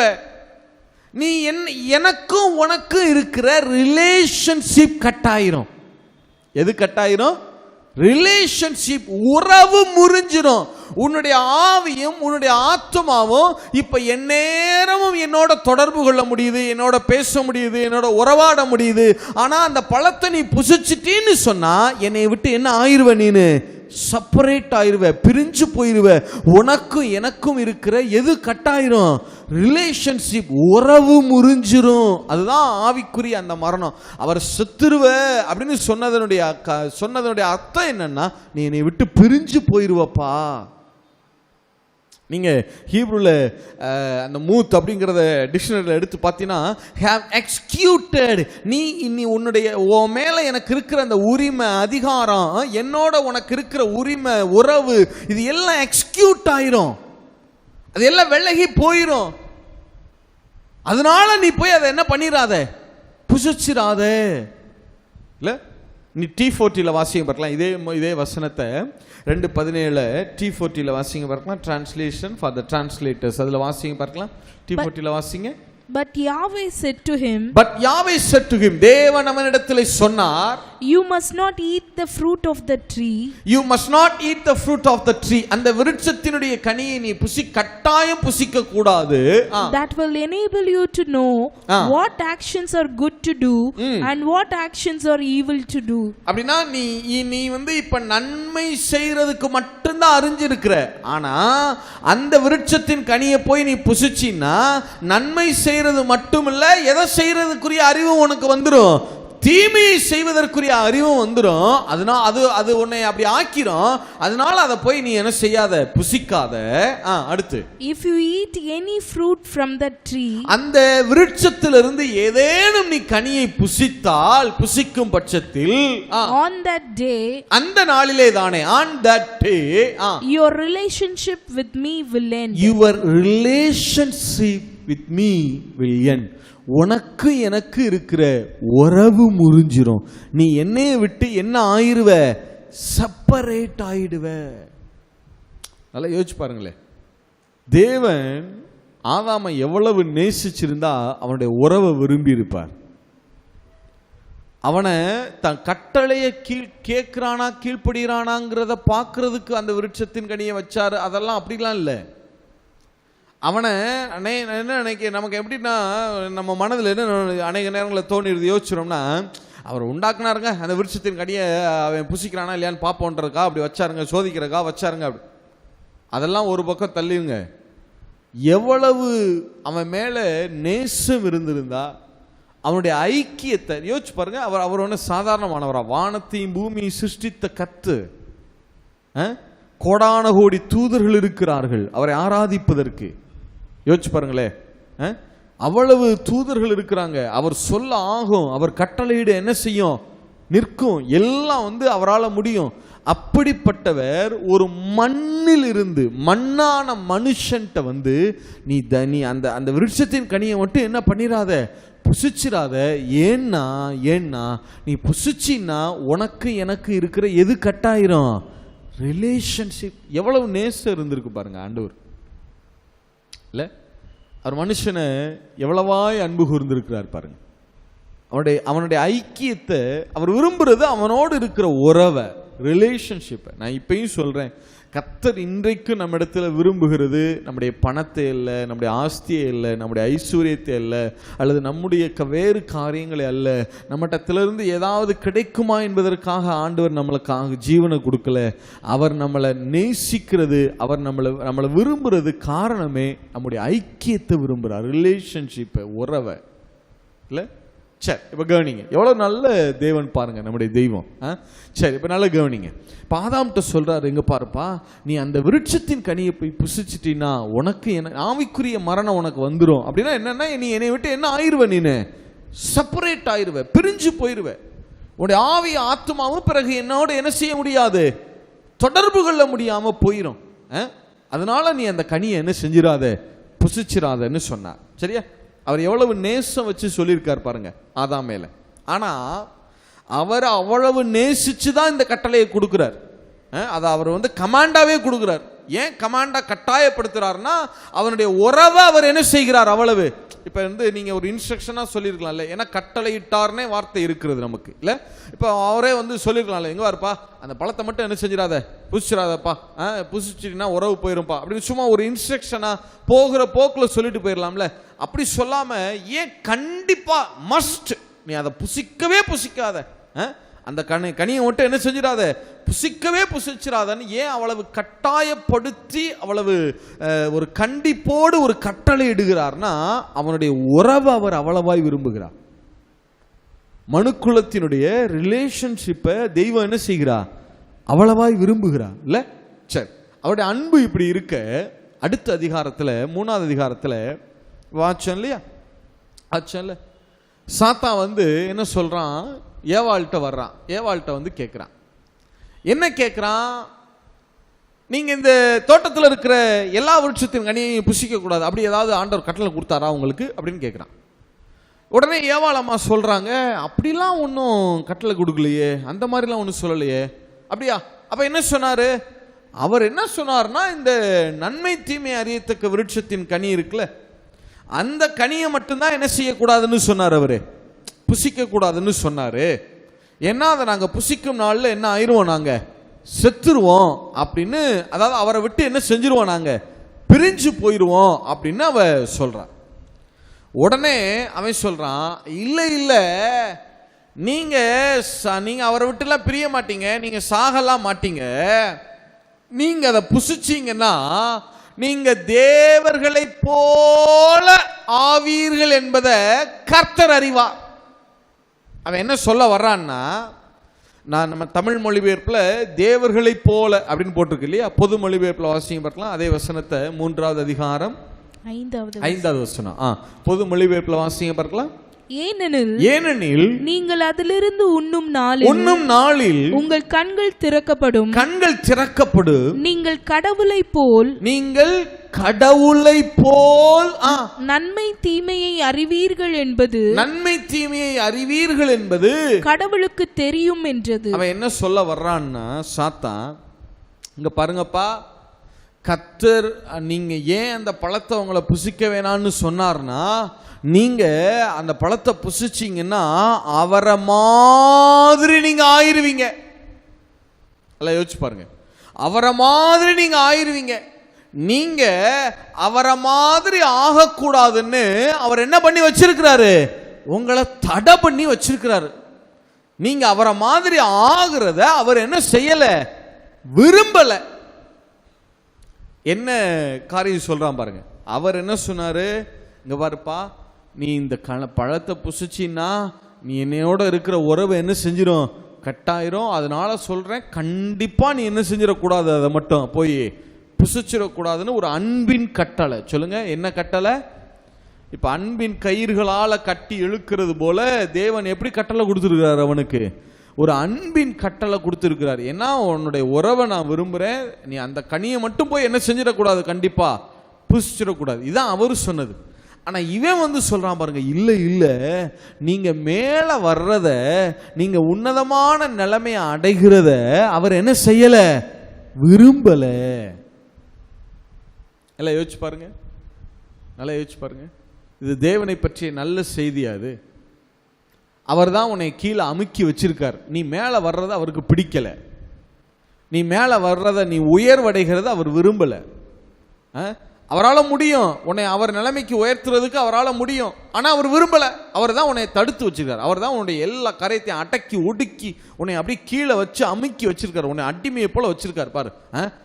அவருக்கு தெரியும்பா, நீ இந்த மாதிரி ஆயிருவ, அவரை மாதிரி ஆயிருவன்னு அவருக்கு என்ன செய்யும், தெரியும். தெய்வனை பற்றின, தெய்வத்தை பற்றிய எவ்வளவு ஒரு துர்ச்செய்தி பாருங்க, இல்ல? எவ்வளவு பெரிய ஒரு துர்ச்செய்தி. தெய்வத்தை அவன் கெட்டவர்னு சொல்லல, சொல்லாம சொல்றான், சொல்லாம அப்படி போர்ட்ரேட் பண்றான், இல்ல? சொல்லாம சொல்றான். நல்லா யோசிச்சு பாருங்க. ஆதாமையும் ஏவாளையும் தேவன் யாருடைய சாயல்ல சிருஷ்டிச்சு வச்சிருந்தாரு? தேவ சாயல்ல தானே சிருஷ்டிச்சிருந்தார், தன்னுடைய சாயல்ல தானே சிருஷ்டிச்சு வச்சிருந்தாரு, இல்ல? இப்ப ஏவாள் என்ன கேட்டிருந்திருக்கணும், சாத்தான்ட்ட, சர்ப்பத்துல என்ன கேட்டிருந்திருக்கணும், நீ என்ன, நீ நாங்க அவரை மாதிரி ஆகணும்னு சொல்ற, இனிமே எதுக்கு நாங்க ஆகணும், நாங்க ஏற்கனவே யாருடைய சாயலாகத்தான் சிருஷ்டிக்கப்பட்டிருக்கிறோம், தேவ சாயல்ல தேவ ரூபத்தின்படி தானே நாங்க சிருஷ்டிக்கப்பட்டிருக்கிறோம், தேவனுக்குள்ள இருக்கிற அதே ஜீவன் தானே எங்களுக்குள்ளையும் இருக்கிறது, அப்படி இருக்கும் பட்சத்தில் நீ என்ன இப்படி சொல்ற, அப்படி கேட்டிருக்கணும், இல்ல? கேட்கல. சாத்தான் தேவனை பற்றி சொன்ன துர்ச்செய்தியை அப்படியே நம்பினாங்க, அப்படியே நம்பினாங்க.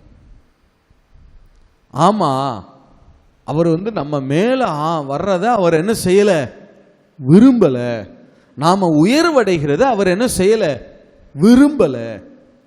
அவர் தான் நம்மளை அடக்கி ஒடுக்கி கீழ்ப்படுத்தி என்ன செஞ்சிருக்கிறாரு, வச்சிருக்கிறாரு. எல்லாம் கவனிங்க. உங்க இருதயங்களை கொஞ்சம் யோசிச்சு பாருங்களேன், உள்ளான இருதயத்தில் கொஞ்சம் நிதானமா யோசிச்சு பாருங்களேன்.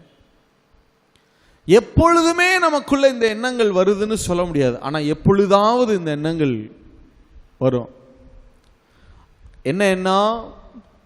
ஆண்டவரால முடியும், ஆனா அவர் எனக்கு செய்ய மாட்டார். ஆண்டவரால் இந்த நன்மையை செய்ய முடியுது, ஆனா அவருக்கு எனக்கு என்ன செய்ய மாட்டார், இந்த காரியத்தை செய்ய மாட்டேன்னு சொல்றார். அவர் தான் இப்ப என் நன்மைக்கே என்னவாக இருக்கிறது, தடையா நிற்கிறார். அவர் தான் எனக்கு இந்த நன்மை வராம அவர் தான் என்ன பண்ணி வச்சுட்டாரு. வெளியில சொல்லும் போது கர்த்தர் என்ன செஞ்சாலும் நன்மைக்கு தான் பிரதர், அப்படி பிரதர், இப்படி பிரதர், அதெல்லாம் வெளியே சொன்னா கூட இருதயத்துல சிலருக்குள்ள அந்த ஒரு மனஸ்தாபம், அவர் தான் ஏதோ தடையா நிற்கிறார். அவரால் முடியும்ல, அவர் சர்வ வல்லவர் தானே, அப்ப கொடுக்க மாட்டார். அப்ப அவர் தானே தடை, அவர் தானே தடுத்து வச்சிருக்கிறாரு நன்மையை.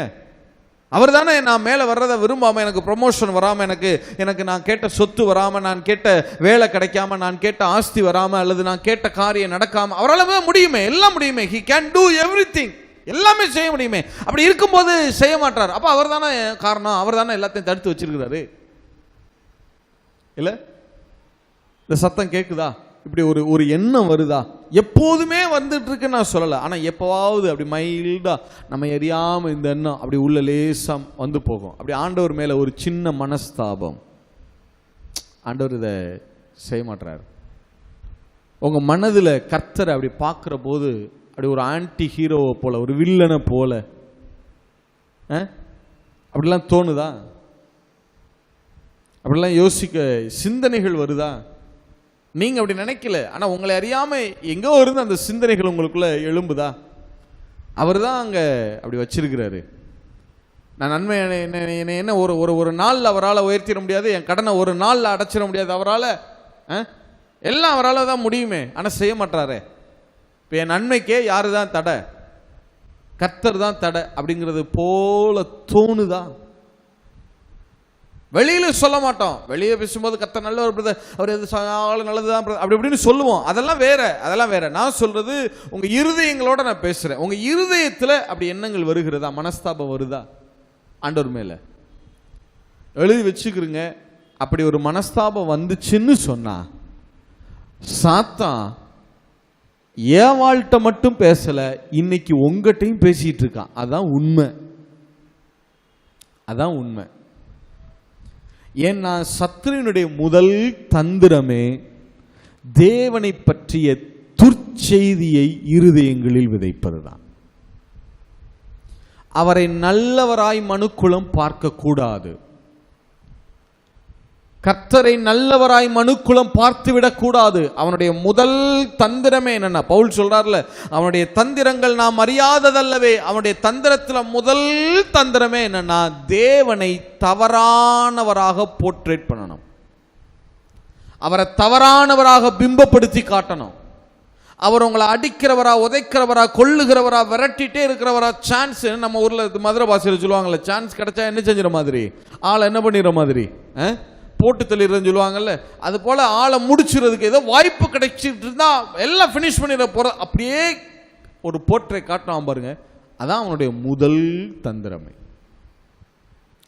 மனுக்குலத்திட்ட அவன் சொன்ன முதல் பிக்சர் என்ன காட்டினான்னா, தேவனை தவறானவராக காட்டினான். உன் நன்மைக்கு அவர் சகாயர் அல்ல. ஒன்று அவர் நல்லவர் அவன் வந்து அந்த வேர்டை யூஸ் பண்ணல. எவ்வளவு தந்திரமா பேசுறான் பாருங்க. அவன் அந்த கெட்டவர் அப்படிங்கிற வேர்டை மட்டும் சொல்லல, ஆனா அவன் சொல்றதனுடைய ஒட்டுமொத்த அர்த்தம் அதுதான். வேர்டை சொல்லல, ஆனா அவன் பேசுகிறதனுடைய ஒட்டுமொத்த தாற்பயம் என்ன? அவர் உன் நன்மைக்கான ஆள் கிடையாது, அதான் அவன் சொல்ல வர்றது. அவர் வந்து உன்னுடைய நலம் விரும்பி கிடையாது, அவர் உன்னுடைய வெல்விஷர் கிடையாது. இதான் சாத்தானுடைய பிம்பமே, அவன் காட்டுற பிம்பம். எவ்வளவு தெளிவா பேசுறான் பாரு, எவ்வளவு தெளிவா பேசுறான் பாரு. நான் இப்பவும் சொல்றேன், உங்க இருதயங்கள்ல இந்த எண்ணம் வந்துச்சுன்னா அந்த எண்ணத்தை அப்பவே அறவே தூக்கி தூர எரிஞ்சிருங்க, தூர எரிஞ்சிருங்க. ஏன்னா நல்லா கவனிச்சு பாருங்களேன், இத்தனை நாட்கள் ஆதாமும் ஏவாளும் அந்த பழத்தை புசிக்காம தானே இருந்தாங்க. ஏன் புசிக்காம இருந்தாங்க இத்தனை நாட்கள்? அவரை நல்லவராகவே பார்த்தாங்க. அவர் நல்லவர்ப்பா, அதனாலதான் நம்ம சொல்லியிருக்காரு, நம்மோட இருக்கிற உறவு அவருக்கு வேணும்னு விரும்புறாருப்பா, அதனாலதான் அந்த பழத்தினுடைய அந்த மரத்தினுடைய கனியை புசிக்காதன்னு சொன்னாரு. சோ அதை நம்ம புசிக்க வேண்டாம் அப்படின்னு சொல்லி இத்தனை நாட்கள் அதை போய் புசிக்கல. ஏன்? அவரை நல்லவராய் பார்த்தார்கள், அவருடைய வார்த்தையை நம்பினார்கள். ஒரே வார்த்தையில சொன்னா அவர் மேல விசுவாசம் இருந்துச்சு. ஒரே வார்த்தையில சொன்னா என்ன இருந்துச்சு? அவர் மேல விசுவாசம் இருந்துச்சு. அவர் நல்லவருங்க, அவரையும் அவர் வார்த்தையும் நம்பினார்கள். That's all. அவர் நல்லவருங்க, அவர் எது சொன்னாலும் நம்ம நன்மை தாங்க சொல்லியிருப்பார், அதனால புசிக்க வேணாம். இத்தனை நாட்கள் விசுவாசம் இருக்கு. இப்ப இந்த விசுவாசத்துல சாத்தான் கொண்டு வந்து ஒரு சந்தேகத்தை, அவர் மேல சந்தேகத்தை, அவர் வார்த்தையின் மேல சந்தேகத்தை போடுறான் பாருங்க. அவரையும் அவருடைய வார்த்தையும் சந்தேகத்துக்குள்ளாக. அப்படிலாம் கிடையாது, அவர் நீ மேல வர்றத அவர் என்ன பண்ணல, விரும்பல. அப்ப இப்ப இவங்களுக்கு மைல்டா அவர் மேல என்ன வருது சொல்லுங்க, என்ன வருது? சந்தேகம் வருது பாருங்க. இல்ல, மைல்டா சந்தேகம். இதுவரைக்கும் விசுவாசம் இருந்துச்சு, இப்ப என்ன வருது? சந்தேகம் வருது. சந்தேகம் வருதுனால என்ன அர்த்தம்? விசுவாசம் போய் என்ன வந்துருச்சுன்னு அர்த்தம். நீங்கள் சந்தேகப்படாமல் விசுவாசித்து அப்படின்னா என்ன அர்த்தம்? சந்தேகம் வந்தாலே அது விசுவாசம் கிடையாது, அது என்ன ஆயிரும்? அப்ப விசுவாசம் போய் என்ன வருதுன்னு அர்த்தம்? அவிசுவாசம் வருது. இத்தனை நாட்கள் கர்த்தர் மேல விசுவாசம் இருந்துச்சு, ஆனா கர்த்தர் சொன்ன வார்த்தையை நம்புற வரைக்கும் கர்த்தர் மேல விசுவாசம் இருந்துச்சு. ஆனா சாத்தான் சொன்ன வார்த்தையை நம்பின உடனே இப்ப கர்த்தர் மேல அவிசுவாசம் வருது, அவரை சந்தேகப்படுகிறார்கள், போய் பழத்தை போய் புசிக்கிறாங்க. அல்ல கவனிங்க, விசுவாசம் இருக்கிற வரைக்கும் அவருக்கு கீழ்ப்படிஞ்சிருந்தாங்க. அவர் மேல விசுவாசம் இருக்கிற வரைக்கும் என்ன என்ன இருந்துச்சு? அவங்களுக்குள்ள கீழ்ப்படிதல் இருந்துச்சு. இல்ல, உண்மைதானே? அவரையும் அவருடைய வார்த்தையும் அப்படியே நம்பினாங்க, கீழ்ப்படிஞ்சாங்க. உண்மைதானே? இப்ப நீங்க என்னை நம்புறீங்க, என்னை 100% நீங்க நம்புறீங்க அப்படின்னா நான் சொல்றதுக்கு நீங்க கீழ்ப்படிவீங்க, இல்ல நான் சொல்றதை நீங்க செய்வீங்க. ரைட் தானே? நம்பிக்கையும் விசுவாசம் இருந்தா அவங்க சொல்றதுக்கு நம்ம என்ன செய்வோம்? கீழ்ப்படிவோம். அப்ப கர்த்தரை அவங்க இத்தனை நாட்கள் நம்பி இருந்தாங்க, விசுவாசித்து இருந்தாங்க, கீழ்ப்படிஞ்சாங்க. எப்ப இந்த விசுவாசமும் நம்பிக்கையும் போச்சோ ஆட்டோமேட்டிக்கா கீழ்ப்படியாமை வந்துருச்சு. ஏன் கீழ்ப்படியாமை வருதுன்னா காரணம் கர்த்தர் மேல அவிசுவாசம். ஏன் இன்னைக்கு அநேகர் கர்த்தருடைய காரியங்களை செய்ய முடியல, சொல்ல முடியல? நீங்க 10% கொடுங்க பிரதர், ஆண்டவர் உங்களை ஆசீர்வதிப்பார். ஏன் செய்ய மாட்டாங்கன்னா கர்த்தர் மேல என்ன இருக்கு?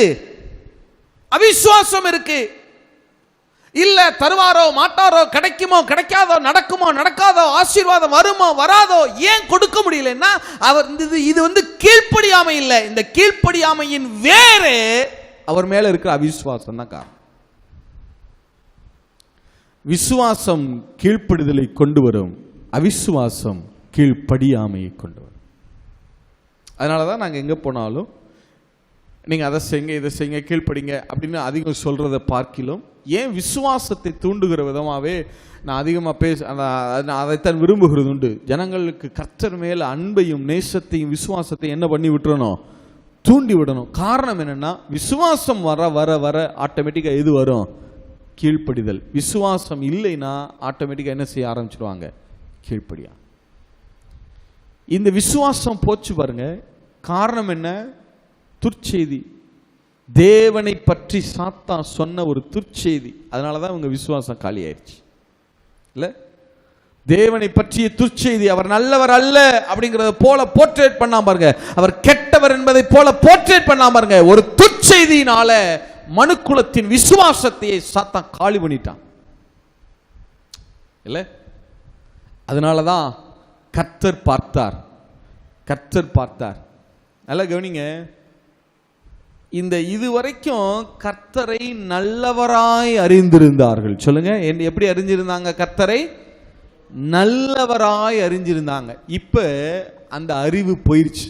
இப்ப அவரை எப்படி எப்படி எப்படி பார்க்கறாங்க? அவரை கெட்டவரை போல பார்க்கறாங்க. கெட்டவரை போல பார்க்கறாங்க. இந்த அறிவு தான் பிரச்சனையே. எல்லா இடத்துலையும் இந்த அறிவு தான் பிரச்சனையே, இல்லையா?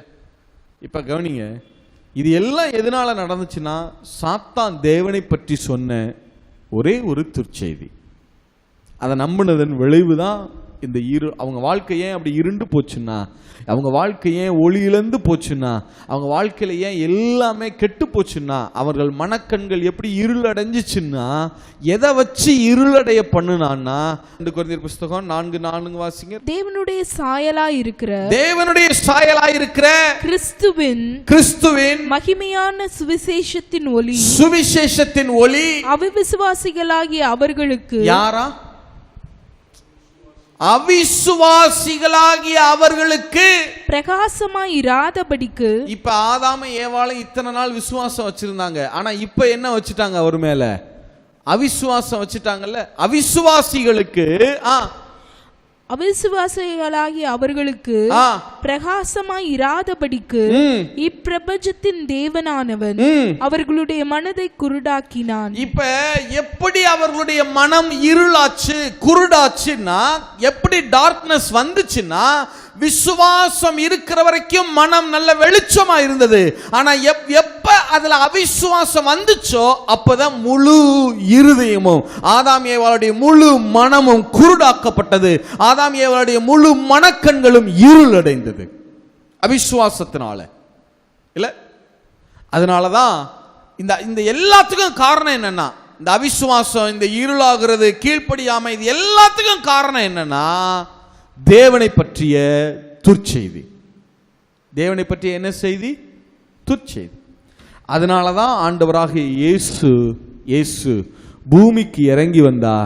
அவர் தேவனை பற்றிய துர்ச்செய்தியோடு வரல, தேவனை பற்றிய நற்செய்தியோடு வந்தா. என் பிதா நல்லவர், நல்லவர், நல்லவர், அவர் நல்லவராகவே இருக்கிறார். என் பிதாவை தவிர நல்லவர் ஒருவரும் இல்லை. எத்தனை பேர் ஆமேன் சொல்ல முடியும்? எத்தனை பேர் ஆமேன் சொல்ல முடியும்? சாத்தான் சொன்ன துர்ச்செய்தியை முறியடிக்கணும்னா இன்னொரு என்ன வரணும்?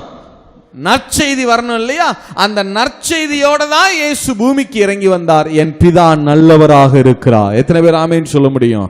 எத்தனை பேர் ஆமென் சொல்ல முடியும்? நல்லா யோசிச்சு பாருங்க. சாத்தான் சொன்னா, துர்ச்செய்தி சொல்லும் போது என்ன சொன்னா ஆதாம் ஏவாள்கிட்ட? அவர் நல்லவர் இல்லைங்க, அவர் கெட்டவருங்க, அவர் உங்க நன்மையை விரும்பலங்க, அவர் உங்களை நேசிக்கலங்க, அவர் உங்களை அடக்கி ஒடுக்கி கீழே வச்சிருக்காருங்க, அவர் மாதிரி ஆகிறது அவர் விரும்பலங்க. வேணும்னா உங்களுக்கு சந்தேகம் இருந்தா இந்த பழத்தை புசிச்சு பாரு.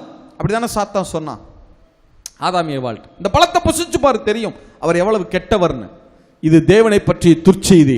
ஆனா ஆண்டவராக இயேசு பூமிக்கு தேவனை பற்றிய நற்செய்தியோடு இறங்கி வந்தா. இல்ல, மனுக்குலத்தை நாங்கள் அவ்வளவாக நேசிக்கிறோம், மனுக்குலத்தினுடைய ரிலேஷன்ஷிப்பை நாங்க விரும்புகிறோம், உறவை விரும்புகிறோம். என் பிதா நல்லவர் நல்லவர் நல்லவர், அவரை தவிர நல்லவன் ஒருவனும் இல்லை. உனக்கு சந்தேகம் இருந்தா என்னுடைய மாம்சத்தையும் ரத்தத்தையும் புசிச்சு பாரு, உனக்கு தெரியும் நாங்கள் எவ்வளவாய் உன்னை நேசிக்கிறோம் என்று சொல்லி.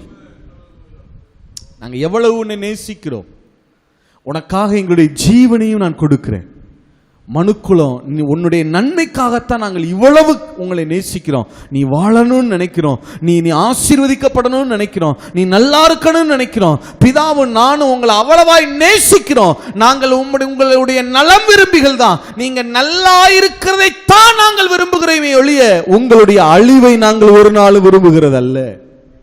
மனுக்குலத்தினுடைய அழிவை தேவன் விரும்புகிறவர் அல்ல, மனுக்குலம் வாழணும்னு விரும்புகிறவர். கர்த்தர் நல்லவரும் நன்மை செய்கிறவருமாயிருக்கிறார். சில பேர் நல்லவங்களா இருப்பாங்க, பார்த்திருக்கீங்களா? சில பேர் சொல்லுவாங்க, பார்த்துக்கலாம், நான் யாருக்கு என்ன கெடுதல் பண்ணேன், என்ன கெட்ட செஞ்சு சொன்னேன், யாரு குடியை கெடுத்தேன், அதை பண்ண இதை பண்ண. உண்மைதான், நீ நல்ல மனுஷன் தான், நல்ல மனுஷி தான். ஆனா நன்மை செய்கிற ஆள் இல்லை நீ. நல்லவள் நல்லவன், ஆனா என்ன செய்யற ஆள் இல்ல நீ. நல்லவங்களா இருப்பாங்க, ஆனா என்ன செய்ய மாட்டாங்க, நன்மையும் செய்ய மாட்டாங்க. யாரு கூடயும் போய் கெடுத்துருக்க மாட்டாங்க, நன்மையும் செய்ய மாட்டாங்க. நல்லவங்க, ஆனா என்ன செய்ய மாட்டாங்க, நன்மை செய்ய மாட்டாங்க. பார்த்திருக்கீங்களா? சில பேர் நன்மை செய்யற மாதிரி இருக்கும், ஆனா என்னவா இருக்க மாட்டாங்க, நல்லவங்களா இருக்க மாட்டாங்க. அவங்களுடைய இன்டென்ஷன் வந்து தப்பா இருக்கும், அவங்க செய்யற நன்மையினுடைய நோக்கம் வந்து தவறானதாக இருக்கும் இல்ல. ஆனா கர்த்தர் அப்படி கிடையாது, அவர் நல்லவரும் நன்மை செய்கிறவருமாயிருக்கிறார். மனுக்குலத்தினுடைய அழிவை தேவன் விரும்புகிறவர் அல்ல, மனுக்குலத்தினுடைய ரட்சிப்பை தேவன் விரும்புகிறவராயிருக்கிறார். எத்தனை பேர் ஆமேன் சொல்ல முடியும்? எத்தனை பேர் ஆமேன் சொல்ல முடியும்? நல்லா யோசிச்சு பாருங்க. இந்த சுவிசேஷத்தின் அவரை பற்றிய இந்த நற்செய்தி இருக்கு பாருங்க, இதை நீங்க நம்பணும், இதை நீங்க நம்பணும், நீங்க அப்படியே ஏற்றுக்கொள்ளணும். ஆமா, உங்களுக்கு சில விஷயங்கள் விளங்காம இருக்கலாம், உங்க லைஃப்ல கடந்த நாட்கள்ல நடந்த சம்பவங்கள் விளங்காம இருக்கலாம். நீங்க என்ன காரியம் எது எப்படி இருந்தாலும் சரி, நீங்க சொல்லுங்க, எனக்கு சில விஷயங்கள் விளங்கல, எனக்கு சில விஷயங்கள் தெரியல, ஆனா இத நடக்கிற சில 1-2 விரும்பாத, நான் விரும்பத்தகாத அந்த காரியங்களுக்காக நான் என் தேவன் மேல நான் பழி போட போகிறது கிடையாது. நான் சொல்றேன், என் தேவன் நல்லவர் நல்லவர் நல்லவராகவே இருக்கிறார். அவர் என்னுடைய நன்மையை மாத்திரமே விரும்புகிறவராக இருக்கிறார். அவர் எங்களுடைய நலம் விரும்பியாகவே இருக்கிறார். எத்தனை பேர் ஆமென் சொல்ல முடியும்? சில விஷயம் உங்களுக்கு விளங்காம இருக்கலாம் பிரதர், சில விஷயங்கள் உங்களுக்கு விளங்கலைங்கிறதுக்காக வருத்தப்படாதீங்க. எல்லாவற்றுக்கும் காரணத்தை ஆண்டவர்கிட்ட கேட்காதீங்க. தெய்வம் காரியத்தை விளங்க பண்ணுகிறவர் அல்ல, அந்த காரியத்தில் தம்முடைய மகிமையை விளங்க பண்ணுகிறவராக இருக்கிறார். உங்களுக்கு சில காரியம் விளங்காம இருக்கலாம். இது ஏன் இப்படி நடந்துச்சு, இது ஏன் எனக்கு கிடைக்கல, அது ஏன் கொடுக்கப்படல, இந்த காரியம் ஏன் இப்படி இருக்கிறது, உங்களுக்கு சில காரியங்கள் விளங்காம இருக்கலாம். ஆனா நான் சொல்றேன், கர்த்தருடைய நாமத்துல சொல்றேன், எந்த காரியத்துல உங்களுக்கு விளங்காம இருக்கோ அந்த காரியத்துல தம்முடைய மகிமையை விளங்க பண்ண தேவன் வல்லமையுள்ளவராக இருக்கிறார். இல்ல, தம்முடைய மகிமையை அவர் விளங்க பண்ணுவார். ஆனா மனுக்குலத்திட்ட சாத்தான் வைக்கிற முதல் அஸ்திரமே தந்திரமே என்னன்னா, தேவனை தவறானவராக போர்ட்ரே பண்ணும். உங்க மனங்கள்ல கொஞ்சம் யோசிச்சு பாருங்க. அப்பாவை நீங்க நினைச்சீங்கன்னா, நினைக்கும் போதே உங்க உள்ளமெல்லாம் துள்ளணும், அப்படியே உள்ளமெல்லாம் என்ன செய்யணும், பொங்கணும். அதுதான் சுவிசேஷத்தின் ஒளி. இப்ப நம்ம சொல்றோம்ல, தேவனை பற்றிய நற்காரியம், நற்செய்தி, இதுதான் சுவிசேஷத்தின் ஒளி. இதை சொல்றது தான் அவர் பூமிக்கே வந்தார் இயேசு இல்ல. அப்போஸ்தலர் 26-23 வாசிங்க. தீர்க்கதரிசிகளும் மோசேயும் முன்னமே சொல்லி இருந்தபடியே கிறிஸ்து பாடுபட வேண்டியதென்றும் மரித்தோர் உயிர்த்தெழுதலில் அவர் முதல்வராகி சுய ஜனங்களுக்கும் அந்நிய ஜனங்களுக்கும் ஒளியை வெளிப்படுத்துகிறவர் என்றும். எதை வெளிப்படுத்துகிறவரா? ஒளியை, அந்த சுவிசேஷத்தின் ஒளியை வெளிப்படுத்துகிறவர் என்று சொல்லுகிறேனே அன்றி. இயேசு இந்த பூமிக்கு வந்ததே யூத ஜனங்களுக்கும் புறஜாதி ஜனங்களாகிய நமக்கும் இந்த சுவிசேஷத்தின் ஒளியை அவர் வெளிப்படுத்துகிறதற்காகத்தான் அவர் வந்தார். அவர் சொல்றார், ஆண்டவராய் இயேசு சொன்னார், என் பிதா நல்லவர், அவரை தவிர நல்லவர் யாரும் இந்த பூமியில் இல்லை. அவரை போல உங்களுடைய நன்மையை விரும்புகிறவர் இந்த பூமியில யாரும் கிடையாது பிரதர். இந்த நாளில் கர்த்தர் மேலே எந்த மனஸ்தாபம் இருந்தாலும், என்ன காரியம் இருந்தாலும், அது இல்லை இது இல்லை, இந்த நல்லா கவனிங்க, இந்த சுவிசேஷத்தின் ஒளியை நீங்க தான் ஏற்றுக்கொள்ளணும். ஆமா, என் தகப்பன் நல்லவர் தான் நீங்க தான் ஏற்றுக்கொள்ளணும். அதனாலதான் ஆரம்பத்திலே வெளிச்சத்திலிருந்து ஆரம்பிச்சேன். இதை ஏற்றுக்கொள்ளவும் உங்களுக்கு அதிகாரம் உண்டு, இதை மறுப்பதற்கு உங்களுக்கு என்ன உண்டு? அதிகாரம் உண்டு. நீங்க ஏற்றுக்கொண்டால் தான், ஆமா என் தகப்பன் என் பிதா நல்லவருங்க, அவர் நல்லவராகவே இருக்கிறார், அவரிடத்துல ஒரு தீமையும் கிடையாது, அவர் எனக்கு தீமை செய்கிறவர் அல்ல, அவர் என்னை நேரம் கிடைச்சா என்னை நியாயம் தீர்த்தரலான்னு காத்திருக்கிறவர் அல்ல, அவர் என்னுடைய தீமையை விரும்புகிறவர் அல்ல, மனுக்குலத்தின் அழிவை விரும்புகிறவர் அல்ல, அவர் மனுக்குலத்தை நேசிக்கிறதுக்கு தான் இந்த பூமிக்கு இறங்கி வந்தார். இதுதான் சுவிசேஷத்தின் ஒளிங்க. கேட்கறதுக்கு சாதாரணமா தெரியலாம், ஆனா இந்த எண்ணம் உங்க இருதயங்கள் அப்படி நிரம்ப ஆரம்பிச்சிருச்சுன்னு வச்சுக்கோங்க. எப்போ பார்த்தாலும் காலையில எந்திரிச்ச உடனே உங்க வேலைகளில், உங்களுடைய தொழிலில், உங்களுடைய ஊழியத்தில், உங்களுடைய பணிகளில், காலையிலிருந்து இரவு வரைக்கும் அப்பாவை நல்லவர் நல்லவர் நல்லவர் நல்லவர் நல்லவர் நீங்க அப்படி பார்க்க பார்க்க பார்க்க உங்க இருதயம் எல்லாம் பொங்க பொங்க பொங்க பூரிக்க பூரிக்க அந்த சுவிசேஷத்தின் ஒளி உங்க இருதயங்களில் பிரகாசிக்க பிரகாசிக்க அது உங்க வாழ்க்கை முழுவதும் வெளிப்படும் பாருங்க. அங்க இருளுக்கு இடமே இருக்க. உங்கள் வாழ்க்கையிலையும் எந்த பகுதியிலையும் அப்புறம் சத்துரு என்ன செய்ய முடியாது? வேலை செய்ய முடியாது. இல்லை, உங்களுக்கு விசுவாசம் வர ஆரம்பிச்சிடும். அந்த இதான விசுவாசம். அவரை என்னவா பார்க்கறது தான் விசுவாசம். கர்த்தர் எபிரேயர்ல சொல்லப்பட்டிருக்கிறது இல்லையா, கர்த்தர் உண்டென்றும் தம்மை தேடுகிறவர்களுக்கு என்ன அளிக்கிறவரா? பலன் அளிக்கிறவர். அவரை நான் தேடுறேன், அவரை நான் நம்புறேன், அவர் நல்லவரா இருக்கிறார், எனக்கு நன்மை தான் செய்வார், எனக்கு பலன் தான் கொடுப்பார், என்னுடைய பலனை எடுத்துக்கொள்ள அவர் வரல, எனக்கு பலன் கொடுப்பதற்காகத்தான் அவர் வந்திருக்கிறார். நீங்க அவரை நல்லவரா பார்க்க பார்க்க பார்க்க உங்க உள்ளம் பூரிக்க பூரிக்க பூரிக்க இந்த சுவிசேஷத்தின் ஒளி, இந்த வெளிச்சம் உங்க இருதயங்கள்ல மட்டும் இல்ல, உங்க வீட்டில் மட்டும் இல்ல, உங்க எல்லைகள் முழுவதும் அப்படியே பிரகாசிக்க ஆரம்பிக்கும். அங்க இருளுக்கு எவ்வளவு வேணும் இடம் இருக்காது. சத்துரு ஏதோ பெரிய பெரிய காரியமெல்லாம் இருக்கிற மாதிரி காட்டிட்டு ரொம்ப சின்ன விஷயத்துல ஏவாளை ஏமாத்திட்டு போயிட்டான். இல்ல, சின்ன விஷயம் அவருடைய மைல்டா அவரை போற்றே தேவனை பார்த்த பார்வையை மட்டும் அப்படி தவறானதாய் மாத்தினா பாருங்க, எல்லாம் கெட்டுட்டு எல்லாம் கெட்டுட்டு. நான் சொல்றேன், உங்க இருதயம் ஒரு மில்லி செகண்ட் கூட அவரை தவறானவராய் பார்த்து விடக்கூடாது. உங்க இருதயத்தின் ஒரு ஓரத்தில் கூட அவர் மேல மனஸ்தாபம் இருக்கக்கூடாது. எப்ப சொன்னாலும் அப்பாட்ட சொல்லுங்க, 1000 காரியம் இருக்கட்டும், 1,00,000 காரியம் உங்க வாழ்க்கையில் இருக்கட்டும், நீங்க சொல்லுங்க, அப்பாவை பார்த்து சொல்லுங்க, அப்பா நீங்க எனக்கு நல்லவரா மட்டும்தான் இருக்கிறீங்க, எனக்கு நீங்க நன்மை மட்டும்தான் செய்வீங்க, ஒரு நாளும் நீங்க எனக்கு என்ன செய்ய மாட்டீங்க.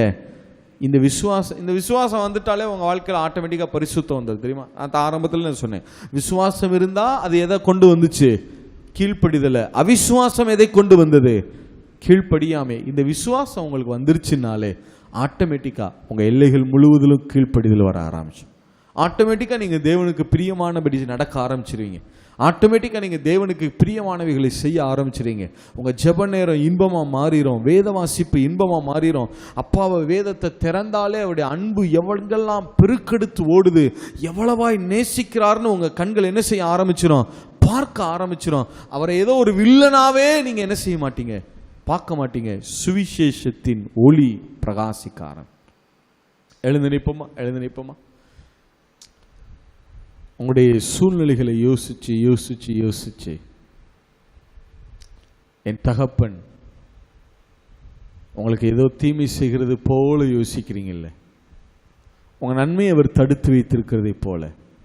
இதுதான் பிரதர் இருளே. ஏன்னா அவரை பற்றின அறியாம உங்களுக்குள்ள வந்துருச்சுன்னு அர்த்தம். அறிவு இருந்தா வெளிச்சம், அறியாமை தான் இருள்.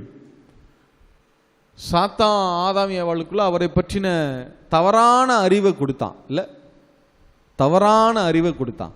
தவறான அறிவு தான் இருள், சரியான அறிவு தான் ஒளி. அவருடைய முகத்தின் அறிவாகிய ஒளி இல்ல, அவரை பற்றின சரியான அறிவு இருந்துச்சு ஆதாம் ஏவாளுக்கு முன்னாடி. அவரை நல்லவரா பார்த்தாங்க, கீழ்ப்படிஞ்சாங்க, பழத்தை புசிக்காம இருந்தாங்க. ஆனா அவரை தவறான அறிவு உள்ள வந்துச்சு பாருங்க, எல்லாம் கெட்டுட்டு. நான் சொல்றேன், உங்களை சத்துரு பாவம் பண்ண வச்சுதான் உங்க வாழ்க்கையை கெடுக்கணும் இல்லை, தேவனை பற்றிய தவறான அறிவு எல்லாத்தையும் கெடுத்துரும். தேவனை பற்றிய தவறான அறிவு எல்லாவற்றையும் கெடுத்துரும் பிரதர், எல்லாவற்றையும் கெடுத்துரும் சிஸ்டர். தெய்வத்தை சரியான பிரகாரம், அதனாலதான் வேதம் சொல்லுகிறது, கர்த்தரை அறிகிற அறிவே நித்திய ஜீவன். உங்களுக்கு நித்திய ஜீவ வாழ்வு வரணும்னா சரியான பிரகாரம் அவர் அறியணும். இதை கேட்கிற ஒவ்வொருத்தருக்கும் சரி, நீங்கள் தேவனை தவறான பார்வையில் பார்த்தீங்கன்னா, தவறான புரிதலோடு பார்த்தீங்கன்னா எல்லாம் கெட்டுடும். சத்ரு அந்த அப்படிப்பட்ட தவறான அறிவை தான் ஆதாம் ஏவாளுக்குள்ள போட்டான். அவர் நல்லவர் ஆனா கெட்டவரா காட்டினான். அவர் நன்மை செய்ய விரும்புகிறவர், அவர் ரிலேஷன்ஷிப் கெட்டக்கூடாதுன்னு தான் அதை புசிக்க வேணான்னு சொன்னார். ஆனா இவனும் அவர் இவங்களை ஏதோ அடிமையா கீழே வச்சிருக்கணும்னு நினைக்கிறது போல ஒரு பிக்சர் காட்டினான். உங்களுடைய மனதில் கொஞ்சம் பாருங்க, 2022 துவக்கத்தில் இருக்கிறீங்க. என்ன மனஸ்தாபம் இருந்தாலும் ஆண்டவர் மேல நீ தூக்கி கீழே வைங்க. அது எல்லாவற்றையும் இன்னைக்கு எடுத்து வெளியே வச்சிருங்க. கர்த்தர் நல்லவராக இருக்கிறார். எத்தனை பேர் ஆமேன்னு சொல்ல முடியும்? அவர் நல்லவர் பிரதர். உங்களுடைய ஒவ்வொரு அணுவிலையும் அவர் நன்மையை தான் செய்ய விரும்புகிறார், உங்கள் வாழ்க்கை முழுவதிலும். அப்போ தீமை நடக்கிறது, அது ஒன்று சாத்தான் இடத்துலேருந்து வரலாம், அல்லது வேறு காரியங்கள் இருக்கலாம், நீங்கள் செய்த தவறுகளாக இருக்கலாம், நீங்கள் வாயில் பேசுனதாக இருக்கலாம். ஆனால் கர்த்தரிடத்திலிருந்து ஒரு தீமையும் வராது. கர்த்தர் நல்லவரும் நன்மை செய்கிறவருமாயிருக்கிறார். கண்களை மூடி, நல்ல தகப்பனே, உடைய சமூகத்தில் நாங்கள் வருகிறோம்ப்பா. உள்ளத்தின் ஆழத்திலிருந்து நாங்கள் உங்களை நோக்கி பார்க்கிறோம். சத்துருவினுடைய தந்திரத்தை நாங்கள் கண்டுகொள்ள உதவி செய்யுங்க. சத்துரு ஆதாம் ஏவாளுக்குள்ள விதைத்த அந்த தவறான விதைகளைப் போல எங்களுக்குள்ளேயும் விதைச்சிடக்கூடாது ஆண்டவரே. எங்களை அறியாமலே அந்த விதைகள் விதைக்கப்பட்டு எங்களுக்குள்ள அது முளைத்து வேறின்றி அது கிளம்பி வந்துடக்கூடாது ஆண்டவரே. நாங்கள் சொல்கிறோம், எங்கள் தகப்பன் நீங்கள் நல்லவராகவே இருக்கிறீங்க. நாங்கள் நற்செய்தியை தான் நம்புகிறோம் ஆண்டவரே. தேவனை பற்றிய துர்ச்செய்தியை நாங்கள் நம்ப போகிறதில்லை. எந்த வடிவத்தில், வாட்ஸ்அப்பில், ட்விட்டரில், ஃபேஸ்புக்கில், மீடியாவில் எந்த வடிவத்தில் தேவனை பற்றிய துர்ச்செய்தி வந்தாலும் நாங்க இனி அதை நம்ப போறதில்ல. எங்கள் தகப்பன், எங்கள் தேவன் நல்லவர், நல்லவர், நல்லவராகவே இருக்கிறார். உம்மை போல ஒரு நல்லவர் இந்த பூமியில ஒருவரும் இல்லை ஆண்டவரே. எஸ் ஃபாதர், அந்த உணர்வோடு அந்த சுவிசேஷத்தின் ஒளியை நாங்கள் மனதார ஏற்றுக்கொள்ளுகிறோம். இல்லை அதுவாக்கும், இப்படி ஆக்கும், அவர் அப்படி அடிச்சாரு, இப்படி அடிச்சாரு, அதை பண்ணாரு, இதை பண்ணாரு, இப்படியெல்லாம் நாங்கள் கன்ஸ்ட்ரக்ஷனை போட போறது இல்லை ஆண்டவரே. எங்கள் இருதயங்களில் வெளிச்சம் பிரகாசிக்காம நாங்கள் திரைகளை, மறைப்புகளை வைக்க போறது இல்லை ஆண்டவரே. எங்கள் இருதயங்களில் இந்த சுவிசேஷத்தின் நற்செய்தியினுடைய ஒளி பிரகாசிக்கட்டும். எங்கள் தகப்பன் நல்லவர், நல்லவர், நல்லவர், நல்லவராகவே இருக்கிறார் ஐயா. அவர் எங்களுக்கு நீங்க நன்மைதான் செய்வீங்க. எங்களுடைய வாழ்க்கையில ஒரு மில்லி செகண்ட் கூட நீங்க எங்களுக்கு தீமையை யோசிச்சது கிடையாது ஆண்டவரே. தீமையை யோசிக்க போறதும் கிடையாது, தீமை செய்ய போறதும் கிடையாது. எங்க வாழ்க்கை முழுவதும் கர்த்தருடைய நன்மையினால நிரம்பி இருக்குன்னு நாங்க டிக்ளேர் பண்ணுகிறோம். எங்கள் வாழ்நாள் எல்லாம் உம்முடைய நன்மையும் கிருபையும் தான் எங்களை பின்தொடரும் ஐயா. எஸ், அப்படி நாங்க டிக்ளேர் பண்ணுகிறோம். இந்த சுவிசேஷத்தின் ஒளி உங்க பிள்ளைகளுடைய இருதயங்களில் பிரகாசிப்பதாக, உங்களுடைய பிள்ளைகளுடைய எல்லைகள் முழுவதிலும் இந்த சுவிசேஷத்தின் வெளிச்சம் பிரகாசிக்கட்டும்.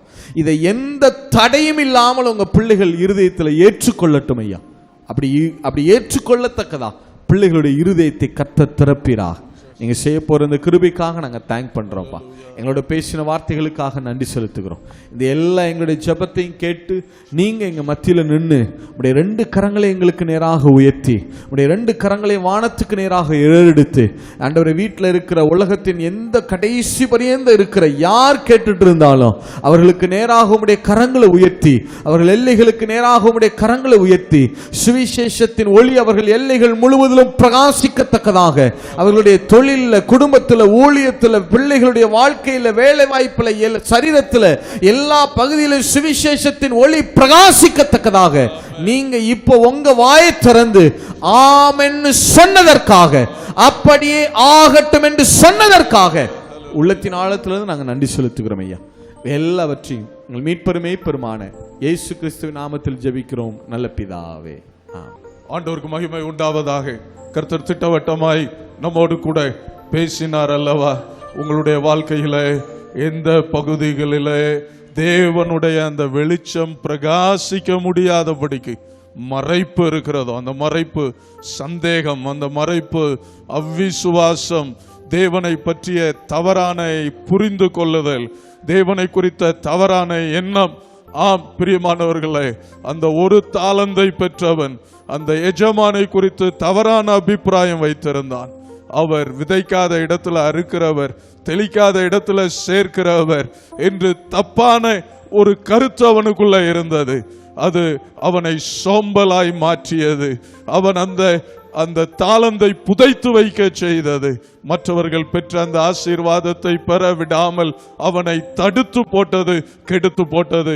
இன்றைக்கு உங்களுடைய வாழ்க்கையிலே தேவனுடைய அந்த மகிமையான சுவிசேஷத்தின் ஒளி, அவர் நல்லவர் என்கிறதான அந்த சத்தியம் ஆழமாய் எங்கெல்லாம் இருள் இருக்கிறதோ அங்கெல்லாம் ஊடுருவி செல்வதாக. ஆமென். தேவனுடைய ஆசீர்வாதங்களை கட்டவிழ்ப்பதாக. இன்னும் இன்னும் இன்னும் அதிகமாக கர்த்தர் நல்லவர் என்பதை நீங்கள் வாழ்நாள் பூரா ருசிப்பதற்கு தேவன் உங்களுக்கு அனுகிரகம் செய்வாராக. ஆமென். ஹல்லேலூயா. ஸ்தோத்திரம். கரங்களை உயர்த்தி இருக்கிற இடங்களில் தேவனுடைய வார்த்தைக்காக அவருக்கு நன்றி சொல்லுவீங்களா? நன்றி அப்பா, நன்றி ஆண்டவரே, நன்றி ஆண்டவரே, நன்றி ஆண்டவரே. உம்மை ஸ்தோத்திரிக்கிறோம். உம்முடைய பிள்ளைகள் வாழ்க்கையிலே விடுதலை அளிக்கிற உம்முடைய சத்தியத்தை, ஆமென், ஹல்லேலூயா, இருளை நீக்குகிற அந்த வெளிச்சத்தை ஆண்டவரே, வசனமாகிய அந்த வெளிச்சத்தை, சுவிசேஷமாகிய அந்த வெளிச்சத்தை நீர் வீச பண்ணினதற்காக உமக்கு நாங்கள் நன்றி சொல்லுகிறோம். நன்றியோடு உம்மை துதிக்கிறோம். கேட்ட இனியும் கேட்க போகிற எல்லாரையும் மேலும் உம்முடைய ஆசீர்வாதம் தங்கட்டும். வசனத்தை பேசின உம்முடைய மகனை நீர் ஆசீர்வதித்தருளும். எல்லா கனமும் துதியும் மகிமையும் உமக்கு இயேசுவின் நாமத்தில் ஜெபிக்கிறோம் ஜீவனுள்ள எங்கள் நல்ல பிதாவே. ஆமென், ஆமென்.